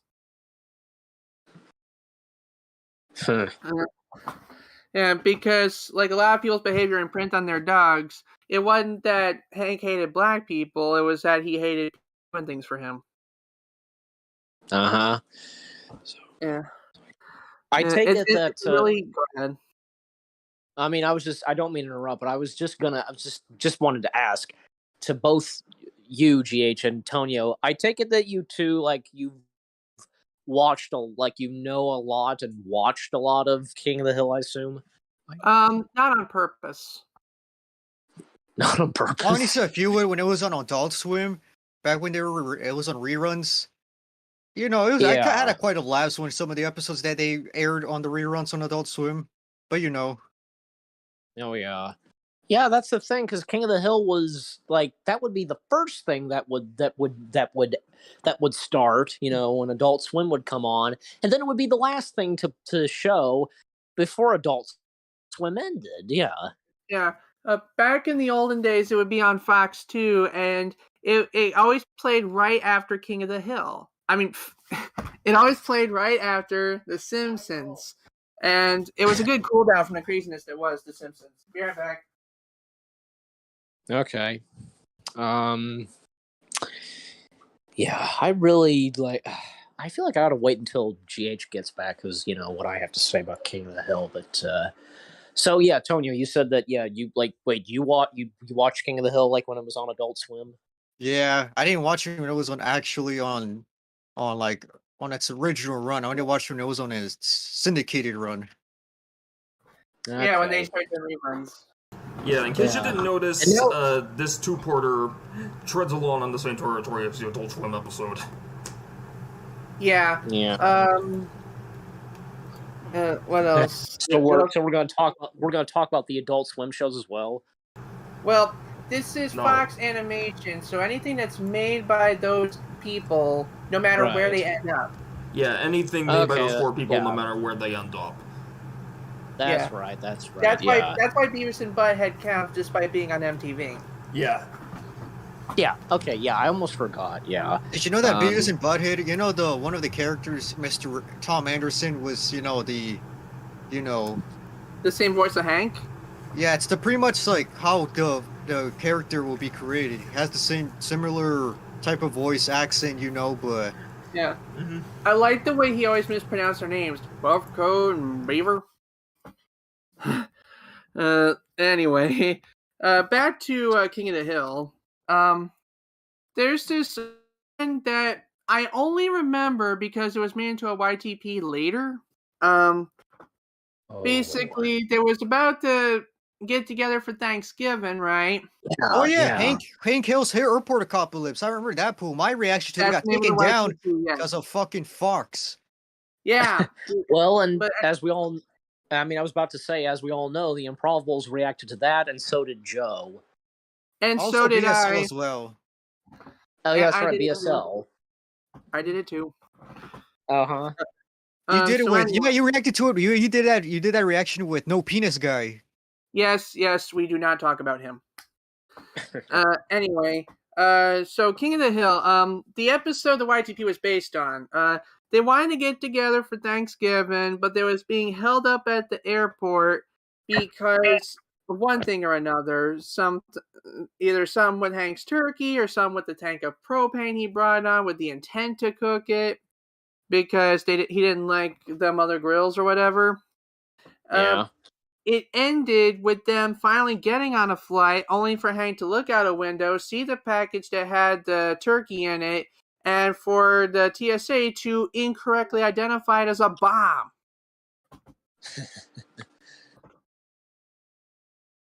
Yeah, and that's one thing I like about King of the Hill. Like, sure, it does go into that cartoonish insanity that animated things are supposed to go into, but it does so with circumstances that could really happen in the real world if you're not careful. What the hell are you talking about? King of the Hill. AGH boop. Yeah. Hey, quit it. Why are you so funny? The screen share digi, because we're talking about King of the Hill. Yeah. Oh yeah, I like that cartoon. Do you have anything to say on King? Do you have anything to say on King of the Hill while you're here, Digi?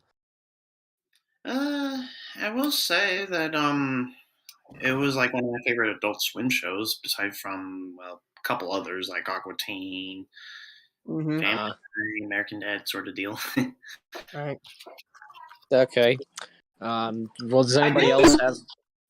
I did like this one episode where it was like Hank Hill was actually playing this like GTA online game knockoff or whatever. Grand Theft Auto, really?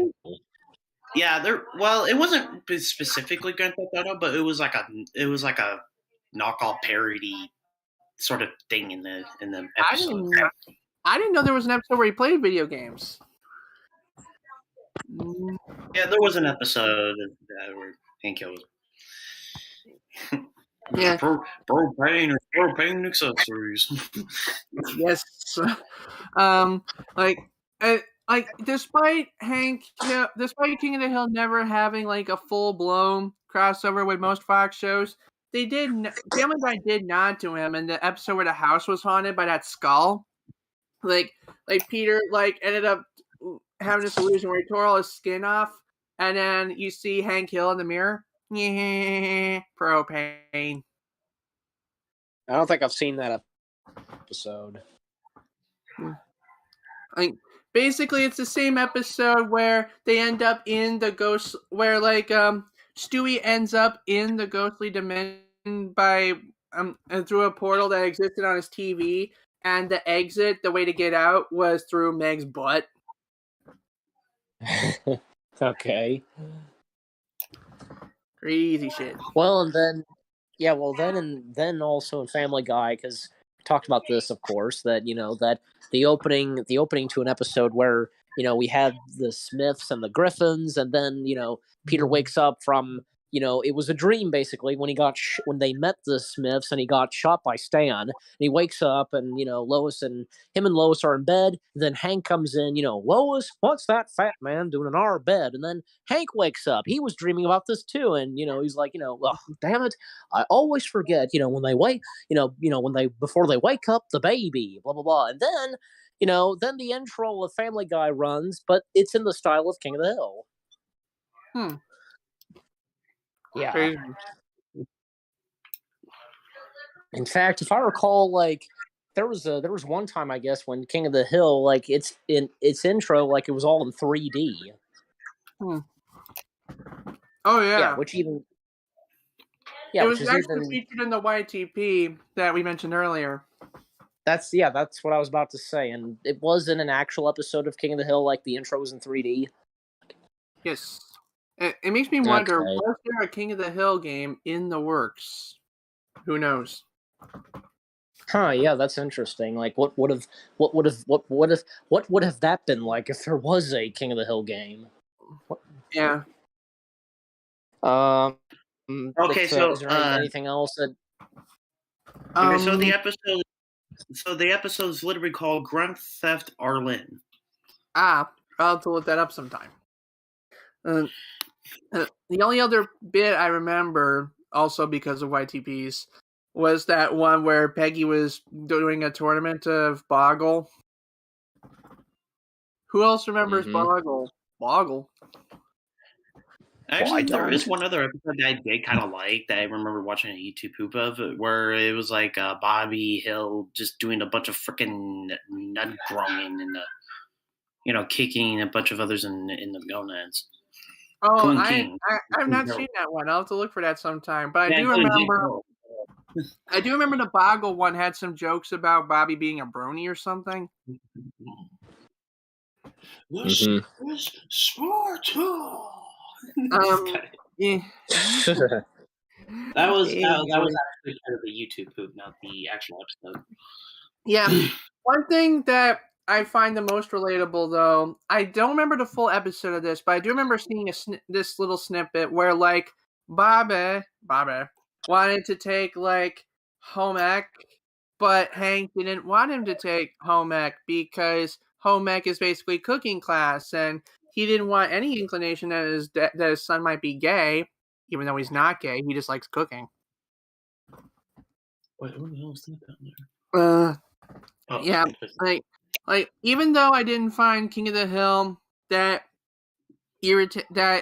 entertaining as a child, I can honestly say that King of the Hill is a recommended watch if you want if you want a bit of realism with your entertainment, if you need something to just chill out over, Mm-hmm. Next So, is there anybody? uh, Well, I haven't even said anything on King of the Hill, really. all right. What do you guys Yeah, got? I'll just. I just have a few things to say because here's the thing. I mean, I've never really watched King of the Hill. Like, maybe I just watched just a little bit of it. Like, yes, I've catched it on Adult Swim. Like, again, that would be the first thing that Adult Swim would play, and it would be the last thing that they play before Adult Swim would sign off. And of course, in the morning, Cartoon Network would then come on. But yeah, so I've probably have seen a little bit of King of the Hill, and yeah, of course, I'm very familiar with the one episode that was turned into a YouTube poop, of course, that a lot of you had reacted to. So that there's that, and I also know that because again, King of the Hill was I didn't watch it really because like what I would really watch on Adult Swim, like that I would catch on Adult Swim, of course, would be American Dad, Family Guy, and also most notably Robot Chicken, and maybe Aqua Teen Hunger Force was in there too. Like when I would probably I would watch that as well. But yeah, but here's and I also feel like mentioning this because my dad even showed me found a picture of this, and it's unbelievable that this has not yet happened. Like what would it look like in live action? And who would be a perfect Hank than Tom Hanks? Like I need to find that picture of like what a live action King of the Hill would look like, and one of them would Hank would be Tom Hanks, and I think what's the one character with the blonde hair? Oh, wait. You mean one of Hank's friends with blonde hair? Yeah, like is it this guy? Hold on. Let me see if I can actually see the screen this time. Is my screen share still looking good? Probably to everyone else. Oh yeah, Boomhauer. Okay. Well, someone have to be able to do the Boomhauer voice good. Well, like in the picture that I saw, well, it it suggested that maybe Neil Patrick Harris would be a good choice. Neil Patrick Harris doesn't talk like Boomhauer. Well, if he could do the voice, like there are guides on YouTube on how to talk like Boomhauer, so anyone can do it. But like in terms of style, I just don't see Neil Patrick Harris doing it. Okay, but like, could he pull off a good live action likeness to him? Like, maybe he just have to like he probably just had to get like really skinny for the part. I think in a way, I guess he is a little bit skinny, and I assume that he'd probably have to dye his hair blonde. Yeah, the only time Boomhauer ever comes close to talking normal is when he's a country singer. Ah, okay. But jumping from that, like, okay, one more thing. Like, apparently it's been said that I can't remember. Like, yeah, I think both King of the Hill and Beavis and Butthead are getting renewed. All right, that's interesting to note because they're probably going to be on Paramount Plus, and I don't have Paramount Plus yet. Oh well, I do. So how can they wait? Why would they be coming to Paramount Plus? King of the Hill and Beavis and Butthead. Well, Beavis and Butthead's going to be on Paramount Plus, so I assume that's right. Unless Mike Judge is the guy that's infamous for splitting all his properties up, King of the Hill's probably going to follow. King of the Hill's what? I mean, King of the Hill's probably going to be there too. I don't think Viacom has anything to do with King of the Hill. I think Disney owns King of the Hill because Fox. Yeah, exactly. So why wouldn't it go on is King of the Hill on Hulu? Yes. It is on Hulu, yeah. Well, because again, Hulu is associated with Fox. Yeah. Right? So, like, once Hulu goes under, and it's inevitable at this point, it'll go on Disney Plus. Mm-hmm. Yeah. Well, and so we'll probably say Family Guy, Simpsons, Futurama, American Dad. Yeah. Let's just Simpsons wait is already on Disney Plus. Yeah. Well, yeah, I don't know. I know that. I don't know why I said Simpsons, but it was just there. Like, it just came in my head. But just to put it this, yeah, Family Guy, American Dad, and Futurama, and even the Cleveland Show. Like, maybe very soon down the road they'll be on Disney Plus. You never know. I doubt Family Guy will be on Disney Plus. I don't know. Because Family Guy is more controversial than because the Simpsons, I don't know, Simpsons is another exception, but like Family Guy, I don't think so. What about you, Disney? You doubt it? I mean, look, Disney already in other countries actually has Star Plus on Disney Plus for like the real adult shit, so that's where Family Guy would go. Like, once Hulu goes down, Disney's just gonna make Star Plus in America and just put Family Guy on that. Yeah. Is Hulu really gonna go down, like shut down? I mean, I don't think so in the near future. Hulu, from what I understand, is still doing relatively well as a service. And other companies still have a stake in Hulu, so what Disney could really do is just buy out the rest of Hulu and shut it down. I think they would do that. The only hint I have that Hulu has any inkling of a chance of failure is when I got Hulu, it was part of a bundle deal with us. And it's my understanding that Disney's now bundling Hulu with Disney Plus and National Geographic or ESPN or something. Yeah, Disney Plus, Hulu, and ESPN Plus. Have you seen those commercials? Yes. I think everyone has. Yeah. But here's another thing. Would we, okay. Screen share's down. What's that now? Screen share got shut off again. Yeah, I saw a call. I saw some kind of call. It says do you mean the Loner Collector? What's that now? Have you heard of the guy named the Loner Collector? Yeah, I feel like maybe I have. Yeah, the Loner Collector. I'm in a server, and I saw on your screen share something that said what was that supposed to be? The love of my life. Yeah.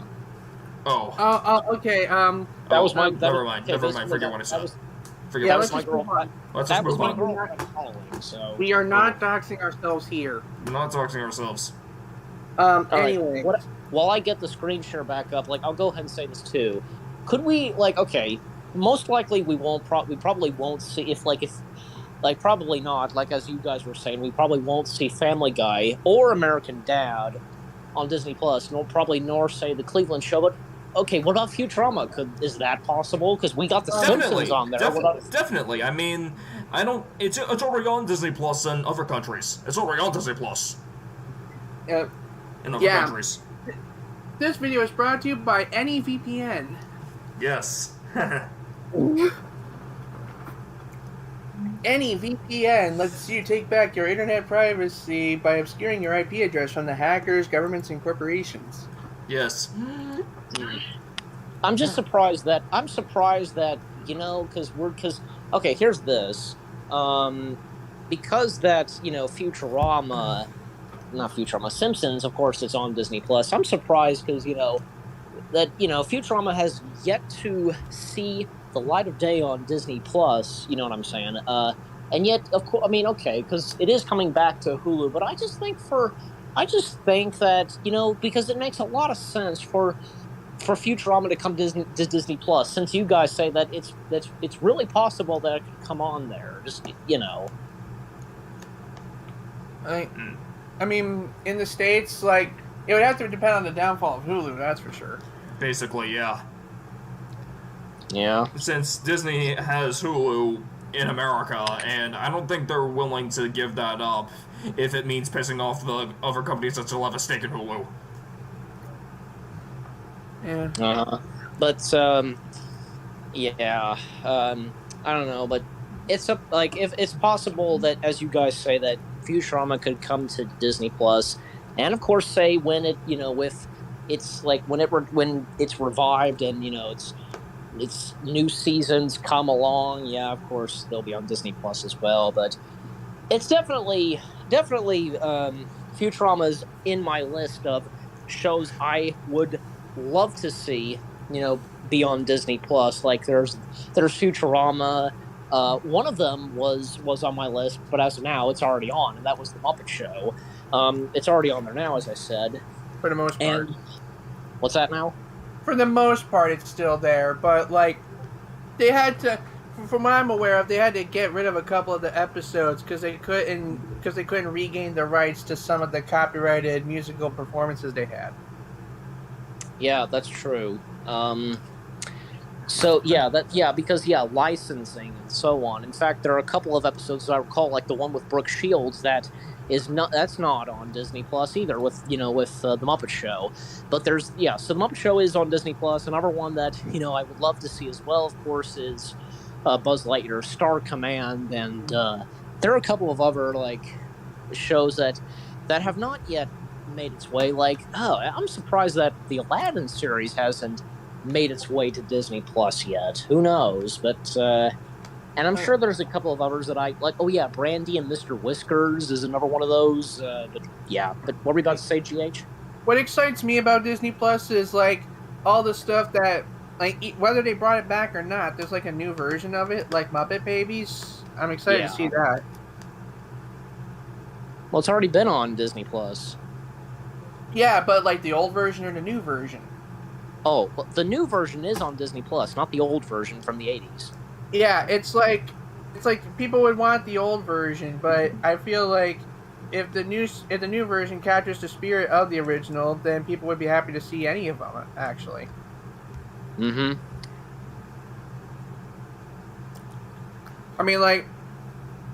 I've seen some clips from the new one, and I don't care if I never see the 25,000 Dollhouse Pyramid again. It's worth it to see Gonzarella.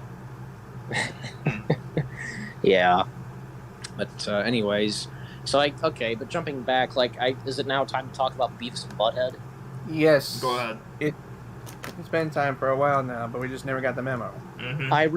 I'll quickly say what I have to say on Beavis and Butthead. I never watched Beavis and Butthead. I know that the show exists. I am familiar with these two characters. I even know the fact that Sir Patrick Stewart is a huge fan of Beavis and Butthead. And I think even my dad, he enjoyed Beavis and Butthead as well. And I know that their iconic laugh, that. Mm-hmm. But that's all I've really got to say about Beavis and Butthead, so take it away, guys.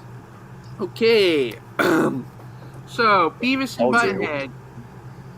Beavis and Butthead is about Beavis and Butthead. They are... Excuse you. Yeah, anyway. Wow, that smells. Anyway. Good thing we don't have to smell it. Smell cam. Yeah, exactly. Yeah. Beavis and Butthead is about Beavis and Butthead. They are two guys, and they go on wacky adventures. And they are immature as fuck, as if you couldn't tell. Obviously. Yeah, they're... while they do have, some insane story-based stuff, there are a couple of running gags. There's the one where, that Thompson guy you talked about earlier. There's one where they're always asked to do something for him for money, and they always fuck it up. Right. Yeah. And then another running gag, I shouldn't say running gag, it's more like a side sketch, is where they're sitting in their house on the couch, and they are watching popular music videos on MTV and riffing them. Mm-hmm. Which they totally have the right to do because it's MTV. And MTV, remember when the music television channel used to actually have music on it? Wow. Crazy, right?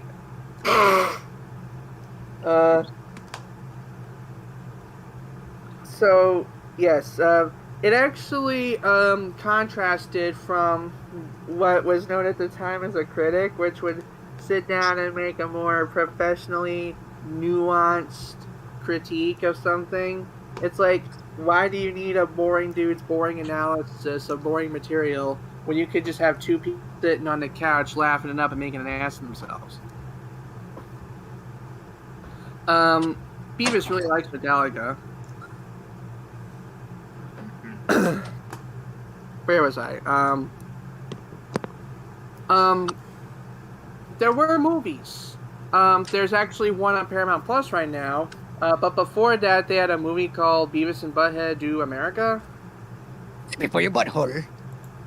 Oh, yes. I forgot to mention, Beavis, when he gets really high on sugar, caffeine, he has this alternate personality called Cornholio. Basically, he has his shirt up over his head to simulate a hood. He declares himself the Great Cornholio, and he needs TP for his bungholio. Get it? Anyway, Beavis and Butthead Do America is a movie. I have never seen it. If anyone else has seen it, you can speak now. If not, we will move on. Anyway, also in terms of movies, there was a porno parody made of them. It's called Beaver and Buttface. Basically, and sex happens, and that's all I could say without getting this video blocked. What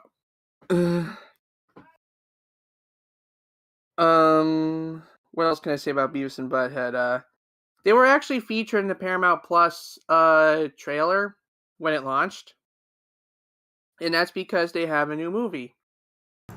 I don't know anything about this movie, but I would like to see it. Ooh. So, is that all we have to say about Beavis and Butthead here? Unless anyone's got anything else, what else? Oh, sometimes there's cameos from Daria. Diarrhea. Yeah, we could talk about Daria here, but... okay, I don't know anything about Daria, honestly. Me neither. Yeah, I don't think... And I'm pretty sure the rest of us are too young for Daria. Yeah, and, I think we're about, maybe we could talk about the movies my truck's made, and that will probably end the episode. Okay, anything about Beavis and Butthead Do America, since I brought that up a few times? I'm talking about, like, Office Space, Idiocracy, things like that. I've never heard of any of them. Oh boy. I don't really know much about any of them either. So, this is basically the end of the episode, unless someone else wants to bring something up. Well, I mean, I can. Sure, go ahead. What is it? Just very quickly, like, on the Beavis and Butthead movies, like, wait a minute, GH, there's only one Beavis and Butthead movie streaming on Paramount Plus? All I know is it's a current one. That's the one they announced as part of the promotion for Paramount Plus, but I do not know if they're also streaming Beavis and Butthead Do America. Okay. Like, which came first? Like, the one that's on Paramount Plus right now, or the one that's, America? Let's see, well, hang on, let me look it up. Beavis and Butthead movies. Well, so Beavis and Butthead Do America came out in '96. 3 months after I was born. Sweet. Oh, cool. Did it come out in June? December. Oh, so you were just a baby. I was a little baby. Yep, 1998. Yeah. Anyways, there is another movie on Paramount Plus. I don't know what it's called, but it's gonna be about Beavis and Butthead being like grown up and stuff. So, what's this? The Beavis and Butthead Experience. A compilation album released in '93. It's a comedy album. Okay. So basically, it's the songs that they were riffing on.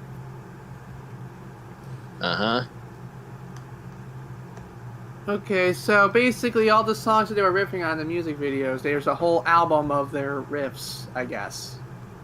And at the end of the album, there's Cher, Got You Babe, with Beavis and Butthead. So that's what's to say about Beavis and Butthead. Where are the movies at? But the current, I was about to say the current Beavis and Butthead movie that is streaming on Paramount Plus, like, is it one of their past movies, or like how many movies do they have? Just like 2 or something? Like, so far there's 2. There's okay, the one that's out right now, and I don't know where it is Beavis and Butthead Do America. The one that will be coming to Paramount Plus in July is called Beavis and Butthead Do the Universe. That okay? Like, is that going to be a new Beavis and Butthead movie? Yes, it will be a new movie, and they'll be grown up and stuff. Okay. Yeah, there's also speculation that it might be a live action movie someday. There might be, yeah. Well, and that's another thing too, because I mentioned that Patrick Stewart was a fan of Beavis and Butthead. Like on the Graham Norton show, this was when like Patrick Stewart was on there and Liam Neeson, and when Beavis and Butthead were brought up, like I think Graham was the one that said that that both him and Liam could be live action versions of Beavis and Butthead, and like Patrick was like hey, and like you heard it right here, just blah blah blah. But yeah, obviously like that would happen, but you never know, honestly. But okay, but what I was gonna say about the Beavis and Butthead films, you know what? I mean, because that they are movies, like, and because I don't know, and I don't want to say it like similar to how with the Bob's Burgers movie, like I said that I'll probably give Bob's Burgers another watch before the movie, but for Beavis and Butthead, like I'm probably gonna do the movies because I think I can give the Beavis and Butthead movies a shot, and of course review them. But yeah, so obviously I will watch when I watch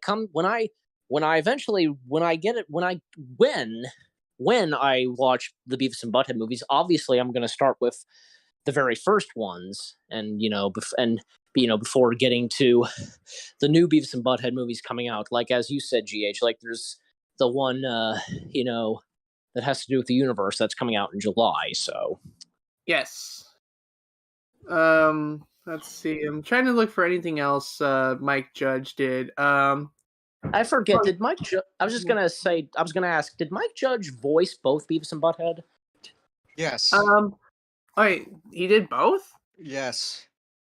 See, I could have sworn, and I'm right. Yeah, he did voice both of them, and because just like how he voices the main character of King of the Hill, Hank Hill. He voices a bunch of the voices in Beavis and Butthead, actually.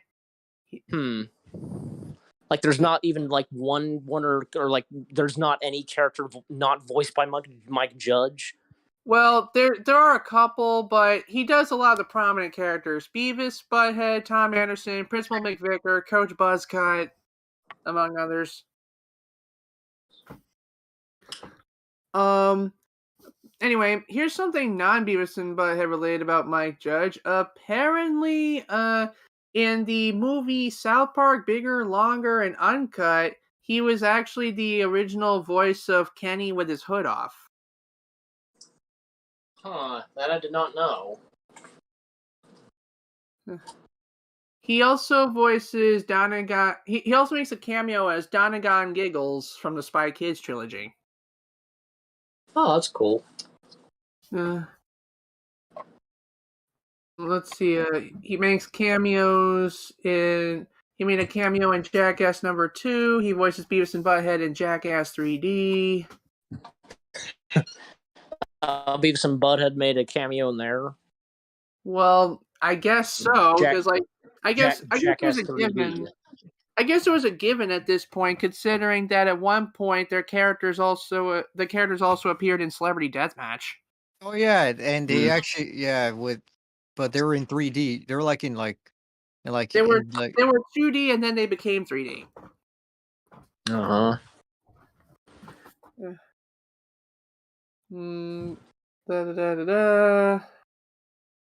Okay. This is GH Rocket-chan. I'm just kidding. Yes. Okay, The Good Family. The Good Family is not good, so I will not talk about that.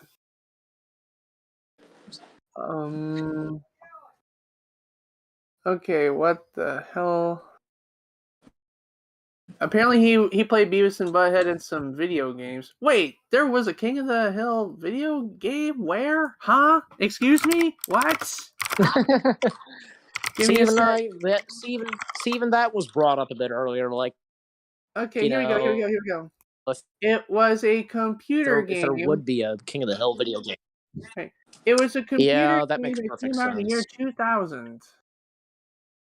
But Okay, what? that does kind of make sense for them, like having a game, like say on the computer, not actually having a full blown video game. Because that would be what would the like actual like an actual King of the Hill video game that you can play on your systems, like how would that turn out? Like what would that be like? Unlike say like what Simpsons, Futurama, and Family Guy had. Hey, let me see what this is about.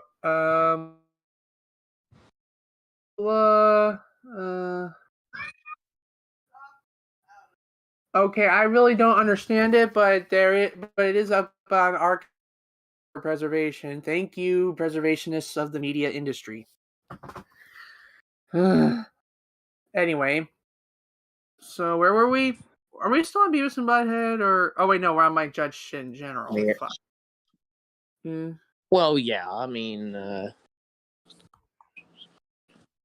Trying to see here.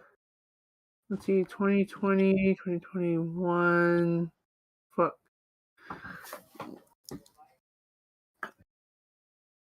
Let's see. Apparently, Mike Judge takes special care not to have political messages in his shows.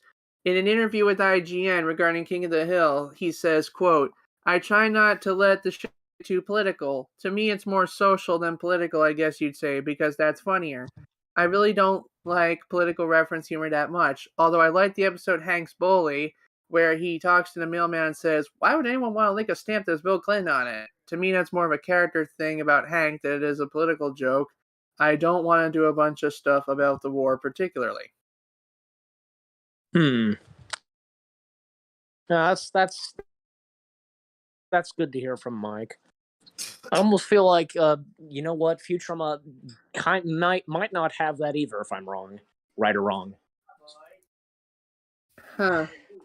And good God, I really hope because Futurama wouldn't go there because, I mean, like, I don't think they really haven't, as I recall. Like, I mean, how like the setting of Futurama because well, that show first aired in 1999. Like, yeah, nobody knew, of course, what would come like in the next coming years of like the 2000s, and well, since like Futurama is like taking place throughout, like say the early 3000s and you know, and most likely yeah because Futurama being set in 3023 I want to say, so you know you get my point. I think the point of the show as a whole was that whatever 2000 year it was right now, it would be that corresponding 3000 year in the show. Like the show started out with them counting down to the year 2000, and when he woke up in the future, they were counting down to the year 3000. Yeah. Like, we were prophesizing about the end of the world in 2012. They were talking about the end of the world in 3012. Yeah, that's right. Okay, yeah, so just like that, yeah. So yeah, oh, gosh, I mean, who knows like what Futurama is going to have in store next, like when season 11 happens and so on. But yeah, and when if King of the Hill is going to be revived, like if it is, like, you know, like probably yeah, Mike Judge, like no politicians are like you know what was stated. What were you about to say, Mike? Michael?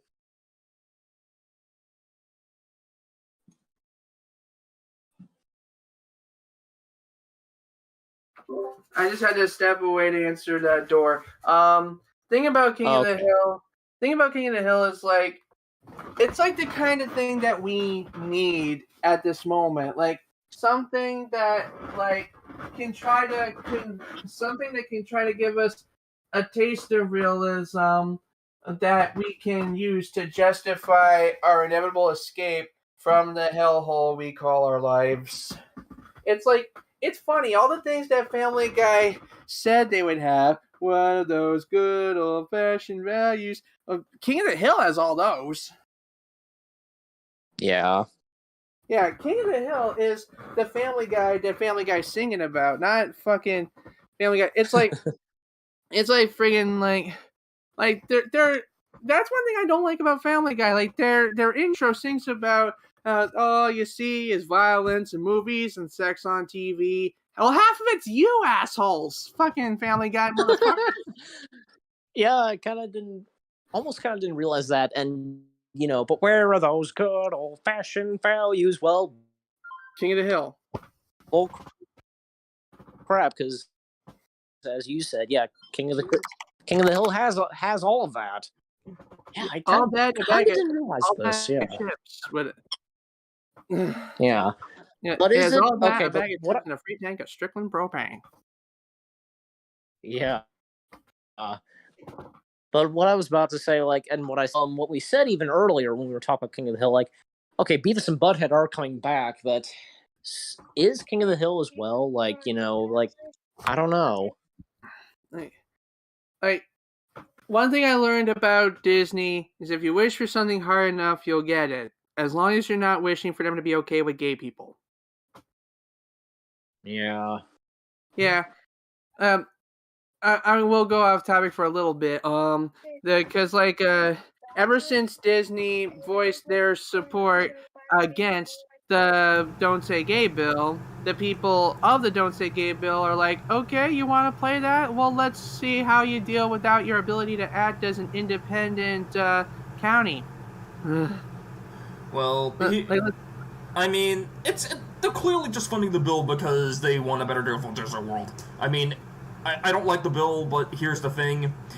It's not really reflective of homophobia or whatever on Bob Chapek's part. It just means that they're just a fucking greedy company that doesn't care about anything. Yeah, but now that Disney's come out in defense against the bill, the government is trying to take away Disney's powers. They came out against the bill? You mean? Yeah. Oh, I got it confused. Like they never signed the bill. They funded the bill because that's what they do. But now that they know the extent of what creep they got themselves in, they're speaking out against it. And the GOP hate that. Now they're saying oh, Disney's trying to indoctrinate your kids into a trans pro LGBT agenda. Yeah.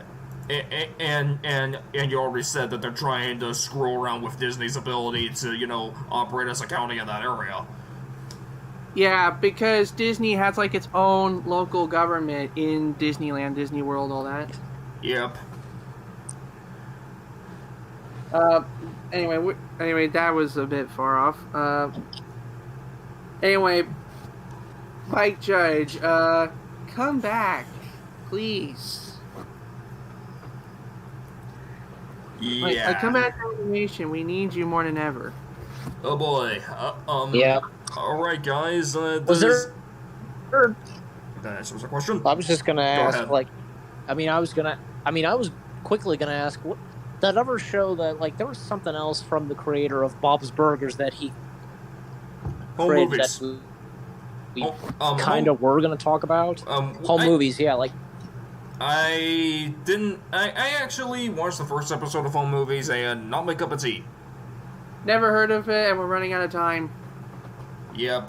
Me neither. I mean, I've never really heard of Home Movies until kind of now, I guess, and because I've gotten to know the creator of Bob's Burgers and what else he's done. So yeah, there you go.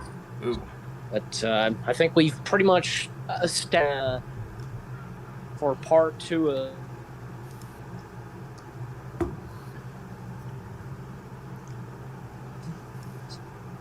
So, where are we? I believe we're at the end. Okay. Yeah, I was about to say. I think we're about the end. All right. If everyone said what they had to say, the next Raw is Monday, and it will have Eli playing the old Mario Kart 8. Because last week we played the new Mario Kart 8.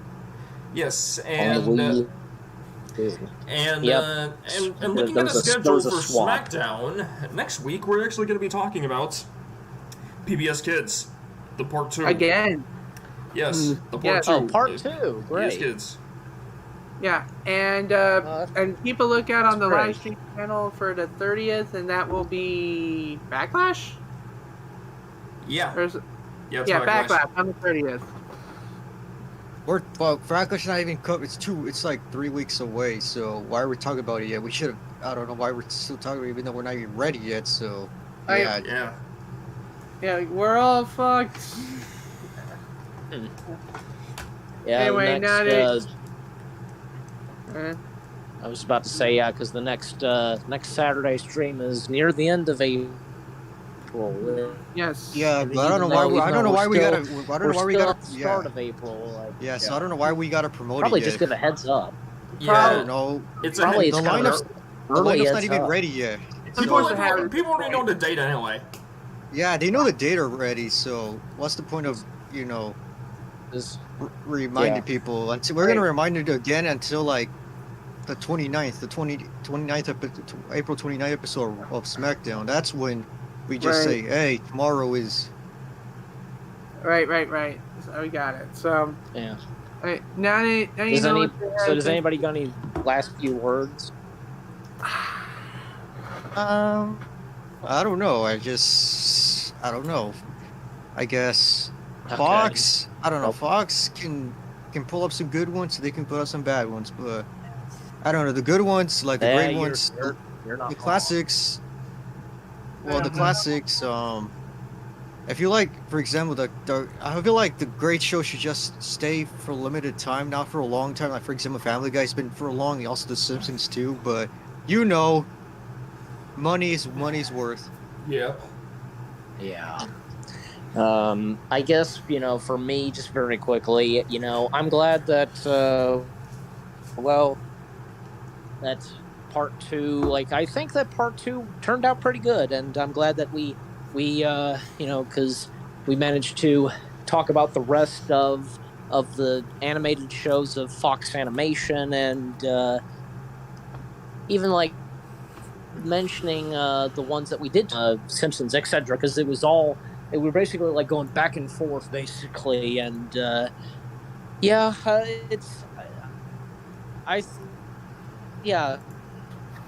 Yeah, I don't know. Speaking of stuff, oh no, go ahead. yeah, speaking of stuff, if fucking Nick, Mr. Cocksucker Master, is watching God. here, hey Nick, come suck my fucking cock. Family Guy, the old Family Guy episodes are way better than the new ones, you fucking cocksucker. Honestly, Tonio, yeah, I mean, yeah, I can't deny that too. Yeah, the early episodes of Family Guy were pretty good. It's like, But as I okay, was so finishing- Eli, so like around like the time when Nick arrived, like we thought his name was Rick, yeah, Nick Master, the one who left the chats. Supposedly he had this weird sense saying that the new Family Guy's episodes way were funnier than the old ones, even though I was like, what kind of drugs are you on, Nick? We're still on the air. Yeah, we're still Yeah, on the air. I don't care because I bet Nick's not even watching either because he. All right, I'm because- gonna go off the air in about 3. Hey, all right, let's just say goodbye. Goodbye, Bye. everybody.